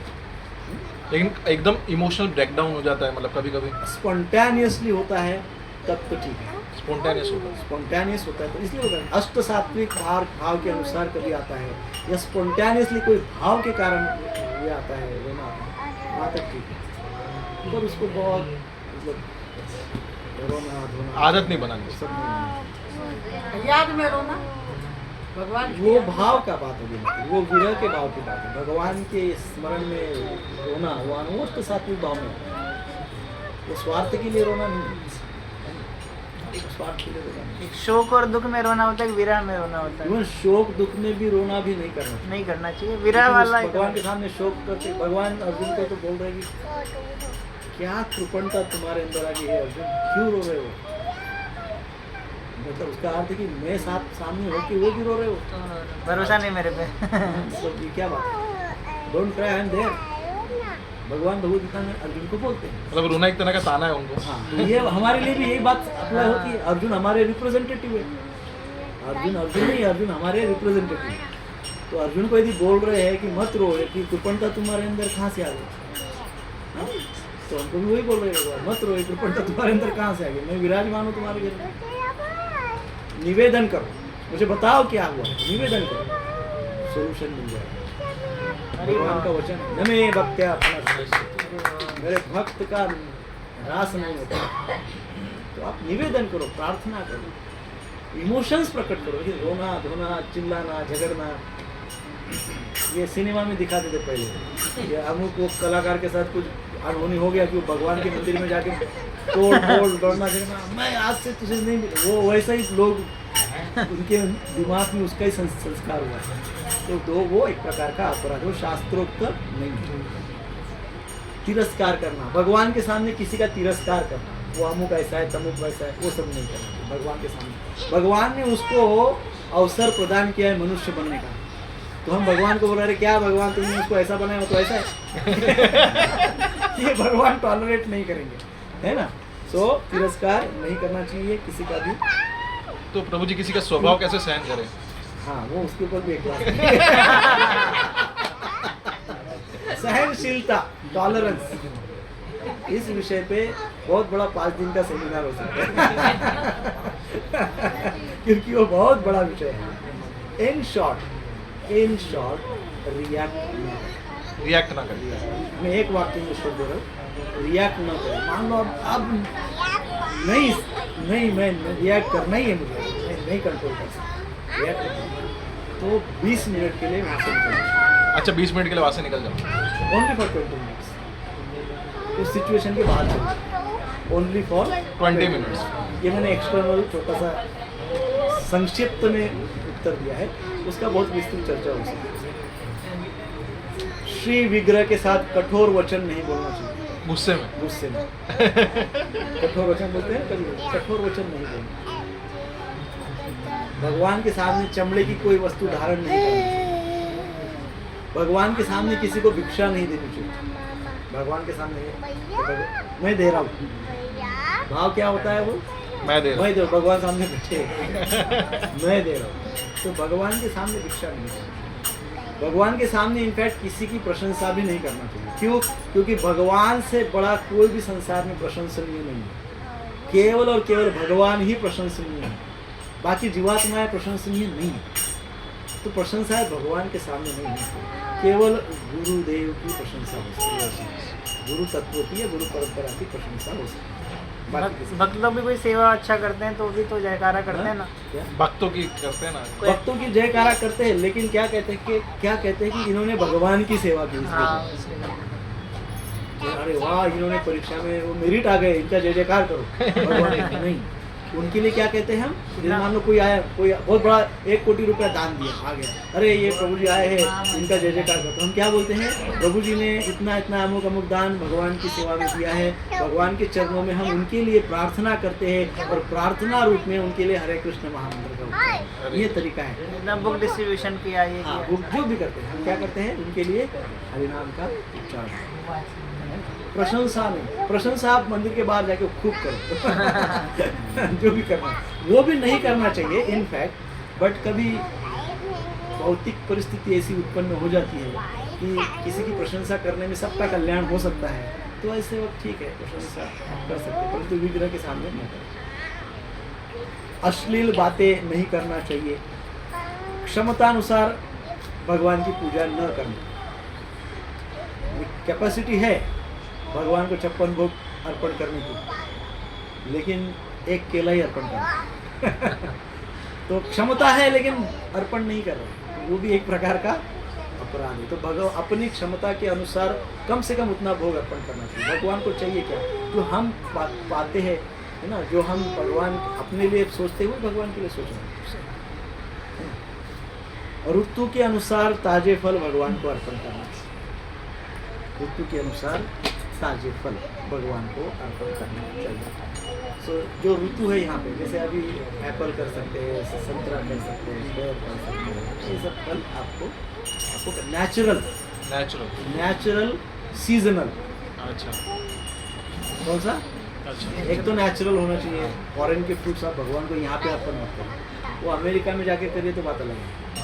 ड्रैगन फ्रूट हो गया वो। यहाँ के जो अपने यहाँ के नेचुरल जो आते हैं, सीजनल जो आते हैं, वो फ्रूट्स उनको अर्पण करें। इनफैक्ट हमारा डाइट भी वैसे ही होना चाहिए, नेचुरल सोर्सेज से हमारा डाइट होना चाहिए एंड सीजनल फ्रूट्स को भी हमने स्वीकार करना चाहिए। देन भगवान की ओर पीठ करके नहीं बैठना चाहिए। भगवान की ओर पीठ करके न बैठेंगे। निशब्द रूप में गुरुदेव को प्रणाम नहीं करना चाहिए और गुरुदेव के सानिध्य में गुरुदेव का गुणगान न करना। 2-3 बातें बहुत महत्वपूर्ण हैं। पहली बात है कि गुरुदेव के सामने निशब्द है, कुछ ही नहीं बोल रहा। गुरुदेव से आप बात करने गए ना, सामने गुरुदेव बैठे हैं, आप निशब्द, ऐसा नहीं होना चाहिए। साइलेंट वो भी अपराध। कम से कम ये तो बोल सकते हैं गुरुदेव कृपा करिए, गुरुदेव आशीर्वाद दीजिए, गुरुदेव रक्षण कीजिए। 3 बातें मांगना चाहिए गुरुदेव को, भगवान को प्रणाम करते हैं। पहला, please bless me, please bless me, please bless me, please guide me, please protect me. अच्छा। कम से कम 3, वैसे तो आपका लिस्ट होगा। 3, please bless me, please guide me, please protect me. Protect में भगवान के सामने बैठे, ये कितने 30 सेकंड भी नहीं लगती इतनी प्रार्थना बोलने के लिए। तो गुरुदेव को ऐसे ही गुरुदेव को प्रणाम करना चाहिए, गुरुदेव को पूछना चाहिए। लेकिन हम महाराज वगैरह से मिलने जाते हैं तो 20-20 भक्त रहते हैं, हर कोई बात करेगा तो प्रणाम करिए, केवल इतना गुरुदेव कृपा करें। बस इतना तो बोल सकते सकते, इतना तो 20 भक्त बोलेंगे ऐसे एक साथ है। जो जैसा बोले, अपने को उसका क्या करना है। अपन तो बोले, कभी भी दूसरे का आध्यात्मिक जीवन में दूसरा क्या कर रहा है सोचना ही नहीं। अपन बोल दो अपना, तो दूसरे ने भी बोलना चाहिए, तीसरे ने भी बोलना। लेकिन हम यदि 20 को बोलने जाएंगे बोलो तो प्रॉब्लम हो जाएगा। ये बेसिक एटिकेट्स इसलिए सारे भक्तों को पता होगा और फिर सारे भक्तों ने महाराज को जाके मन में या प्रकट करना चाहिए शब्द गुरुदेव। भले ही महाराज नहीं सुने, गुरुदेव कृपा, भले महाराज को नहीं सुना, लेकिन आप शब्द निकालिए। गुरुदेव के सामने जाकर शब्द नहीं निकालना, ये अहंकार का प्रतीक है। मैं क्या बोलूँ प्रभु जी, ये भी अहंकार है। एक सवाल है, जो प्रसाद बनाते हैं तो हम लड्डू गोपाल है ना हमारे घर पे बालूश में, तो उनको करेला ऑफर कर सकते हैं? ओनली करेला मत करिए, नहीं मतलब चपाती और करेला मत करिए। नहीं ना, करेला जो है वो व्यंजन है, उसमें क्या होना चाहिए, स्निग्ध, एक तो स्निग्ध होना चाहिए, वो जो भी व्यंजन आप ऑफर करें वो स्निग्धता होनी चाहिए उसमें, फिर मधुर रस भी उसमें होना चाहिए, कटु, अम्ल, तिक्त, ये सारे रस होने चाहिए। कटु नहीं होना चाहिए। कटु भी होना चाहिए, लेकिन केवल, मैं बोलो केवल करेला नहीं होना चाहिए, थोड़ा आप करेला भी रखिए। हम लोग तो शक्कर डालते हैं प्रभु जी। गुजराती लोग हम तो वो शक्कर। बेचारा छोटा लाला है, हाँ, कड़वा वही। करेला कैसा खाएगा? वो खाएगा, आप बोलेंगे भाई बहुत हेल्दी है, आपको खाए खिलाए, आप माँ के भाव से खिलाएंगे तो वो पुत्र के भाव से खा लेंगे, लेकिन केवल करेला मत खिलाइए ना फिर उनको, फिर माँ के भाव से थोड़ा मिठाई, थोड़ा नमकीन, थोड़ा ऐसा वो थाली में रखिए, हाँ। थोड़ा फ्रूट्स रखिए, थोड़ा इतना स्वीट कुछ रखिए, और फिर अपन आपका भाव है तो बेचारा वो खा भी लेंगे, लेकिन वो तो सुहृद है, वो तो सब स्वीकार कर लेंगे, लेकिन हमको भी तो अपना ग्रेटिट्यूड, अपना केयरिंग एटीट्यूड दिखाना है कि भगवान हम आपका केयर कर रहे हैं, ये हमको एक्सप्रेस करना है, भगवान हम आपकी बहुत चिंता कर रहे हैं, हम आपकी सेवा करना चाहते हैं, ये एक्सप्रेस होना चाहिए हम लोग कर रहे हैं, लेकिन मेरे ख्याल से समय हो गया। हाँ नहीं, अगर कंप्लीट नहीं हुआ तो आप 5 मिनट, हाँ 5 2 मिनट, मिनट, 2 मिनट। भोग न लगा कर खाना, हरे कृष्णा। भोग न लगा कर खाना ये भी बहुत बड़ा अपराध है, वो आप जानते हैं। खाने की वस्तु श्री कृष्ण को निवेदन किए बिना दूसरे किसी को देना, मान लो किसी को कुछ, आपके घर में कोई आया है, कोई वस्तु खाने की और आप उनको दे रहे हैं, मान लो कोई पैक है, स्वीट का पैक है, और आपको उनको देना है, और वो ऑफर भी नहीं किया, अब आप ऑफर भी नहीं कर सकते, खोल के तो नहीं कर सकते, तो निवेदन तो करे कम से कम भगवान को निवेदन करे, भगवान को दिखाए, भगवान ये मैं आपकी आशीर्वाद से ये मैं इनको गिफ्ट करना चाहता हूँ, कृपा करके ये आप स्वीकार करें और इनको आप गिफ्ट करें मेरे माध्यम से। मैं गिफ्ट करने वाला कौन होता हूँ, मेरी क्या कैपेसिटी है, पर हे भगवान आपने मुझे एम्पावर किया है, आपकी कृपा है, कृपा करके मैं ये अमुक गिफ्ट उसको दे रहा हूँ, आपसे निवेदन है कि आप इसको सैंक्शन दें आप इसको क्या करें, सैंक्शन करें, आप इसको स्वीकार करें, तो ऐसा करके किसी को देना चाहिए। और ऑफिस में कहीं पे भी है तो जस्ट केवल भगवान का स्मरण करें और किसी को दें, इससे होगा क्या, हमारे मन में मैं दे रहा हूँ ये भाव नहीं, अच्छा मैं दे रहा हूँ वो भाव। मैं दे रहा हूँ ये भाव। श्री विग्रह के सामने किसी की भी प्रशंसा या निंदा नहीं करनी चाहिए, उन देवी देवताओं की भी प्रशंसा या निंदा नहीं करनी चाहिए। एक हाथ से भगवान को प्रणाम बिल्कुल ही नहीं करना चाहिए, ये करते हैं कई बार, ऐसे करते हैं भगवान, किसी व्यक्ति को करते हैं ठीक है, लेकिन भगवान को ऐसे नहीं करना, थाई लागू, भगवान को ऐसे नहीं करना चाहिए। थाई लागू करता है। भगवान को ऐसे नहीं करना चाहिए, भगवान को एक तो दंडवत सबसे प्रिफर्ड, किसी कारण नहीं कर सकते हैं तो खड़े होकर हाथ सर झुका के हाथ जोड़ के दोनों हाथ जोड़ के प्रणाम। ऐसे और बहुत सारे वराह पुराण में और भी बहुत सारे वर्जनीय नियम है, बट हम उसकी चर्चा आज नहीं करेंगे, नेक्स्ट टाइम कभी हो, वो आवश्यक नहीं है, इतने बहुत है मेरे ख्याल से ठीक है, तो अब मेरे ख्याल से प्रश्न भी बहुत सारे हो गए। प्रभु जी जैसे मेंटल ऑफरिंग कर देते कभी कभी हम, शॉर्टकट के भगवान को मेंटल या भगवान का भाव सोच के वो हम बनाते, तो भोग लगाने के लिए प्लेट ऑफरिंग करना एकदम जो फॉर्मेलिटी करना ज़रूरी है कि मेंटल ऑफरिंग भी? मेंटल ऑफरिंग ये आपातकालीन परिस्थिति, आपातकालीन परिस्थिति। जैसे मुझे बहुत भूख लगी मान लो, हाँ और आपने क्या किया, बढ़िया पंच पकवान में बहुत सुंदर पंच पकवान, वो पंच पकवान का आपने बहुत सुंदर पिक्चर निकाला और मेरे सामने रख दिया, हाँ पंच पकवान का पिक्चर निकाला आपने, खीर का वाटी का पिक्चर, उसमें बहुत बढ़िया खीर पकोड़े ऐसा ऐसा पिक्चर निकाला, बहुत सुंदर कलरफुल, और मुझे तो बहुत भूख लगी, और आपने क्या किया, प्रभु जी ये देखो आपके लिए प्रसाद, और मैंने लिया, अब वो तो सब पिक्चर है, हाँ आपने मानसिक दृष्टि से उसको बहुत अच्छा बनाया, हाँ, लेकिन क्या वो मानसिक दृष्टि से आपने जो बनाया वो मेरी भूख को शांत कर सकता है? नहीं, क्योंकि उसमें जो चाहिए वो सेवा इन्वॉल्व नहीं है, अच्छा मानसिक दृष्टि से अर्पण करने में सेवा इन्वॉल्व नहीं नहीं हो पाती, आलस्य रहता है उसमें, परंतु आपातकालीन परिस्थिति में कर सकते, किसी कारण में मेरी योग्यता ही नहीं है, मेरे पास फैसिलिटी नहीं है, रिसोर्सेज नहीं है, कुछ कमजोरी है, कमतरता है, ऐसे अनेकों कारण, कोई भी कारण है, मेरे आपातकालीन परिस्थिति जैसे है, travelling उस अवस्था में मैं भगवान को, भाई 1 बज गया, मेरे भगवान को भोग लगाने का टाइम हो गया, मेरे घर में तो मेरे विग्रह है, तो मैं बैठे बैठे भगवान को भोग अर्पण कर सकता हूँ, उस समय वो कर सकता हूँ। परंतु अपने रूटीन लाइफ में, डेली लाइफ में रोज भाई मुझे आज ऑफिस में लेट हो रहा है, जाने दो, आज मानसिक भोग अर्पण ऐसे नहीं करेगा।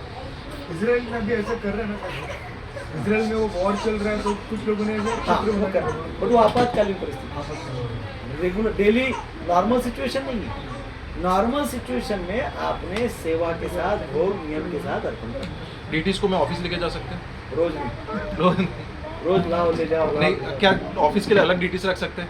हाँ रख सकते हैं, बस रोज उनको और कौन सी ड्यूटी रखनी, मतलब जैसे वटपत्र साई वो जो होते हैं ना, भगवान पत्र के ऊपर है, वैसा है रखा है, तो आप उनको आप रखना है तो जगन्नाथ जी रखिए, गौर निताय रखिए, अच्छा लाला को मत रखिए। अच्छा, लाला को नहीं। लाला दोगे नहीं टाइम पे खाने को, बड़ा उछल कूद करेगा है कि नहीं? लाला को घर में रखिए, लाला को सिर्फ घर में। आपके घर में है तो घर में ले लीजिए। जो लेडीज लोग का साइकिल रहता है मंथली, उस समय पूजा नहीं करते। हाँ, पर भोग बनाने वाले और कोई नहीं है, तो हम लोग तो फल ही ऑफर करते हैं सबको। हाँ, वो भी एक आपातकालीन परिस्थिति है। उस परिस्थिति में आपके सामने जो रिसोर्सेस है, या प्रभु जी है या बच्चे हैं या कोई भी, उनके हाथ से आप फल अर्पण करा सकते हैं, ड्राई फ्रूट्स अर्पण कर सकते हैं। केवल अग्नि संस्कार की हुई कोई भी बात को आप अर्पण नहीं कर सकते। अग्नि संस्कार किया, अग्नि संस्कार मतलब? गैस पे पकाया हुआ। अच्छा, अग्नि का जब किसी भी पदार्थ को आप पकाते हैं, हाँ, तो अग्नि का संस्कार होता है। वो अग्नि का संस्कार होता है तो अग्नि के साथ नहीं पकता है, वो हमारे भाव के साथ पकता है। अच्छा। उसमें भाव इन्वॉल्व हो जाता है, तो वो आप नहीं कर सकते। जिस पे अग्नि संस्कार नहीं है वो चीज़ आप किसी के द्वारा अर्पण करा सकते हैं। मुझे उस टाइम पे डीपी को भी हम देख सकते हैं। ड्यूटी को देख सकते हैं, दूर से देख सकते हैं, आप जप भी कर सकते हैं, चैंटिंग कर सकते हैं, आप श्रवण भी कर सकते हैं, आप पठन भी कर सकते हैं, गीता होता टच कर, भगवत गीता टच कर सकते हैं। कर सकते हैं। प्रभु जी, हमारे घर में अगर किसी की डेथ होती है तो हम लोग भगवत गीता लेकर पढ़ सकते हाँ, हैं।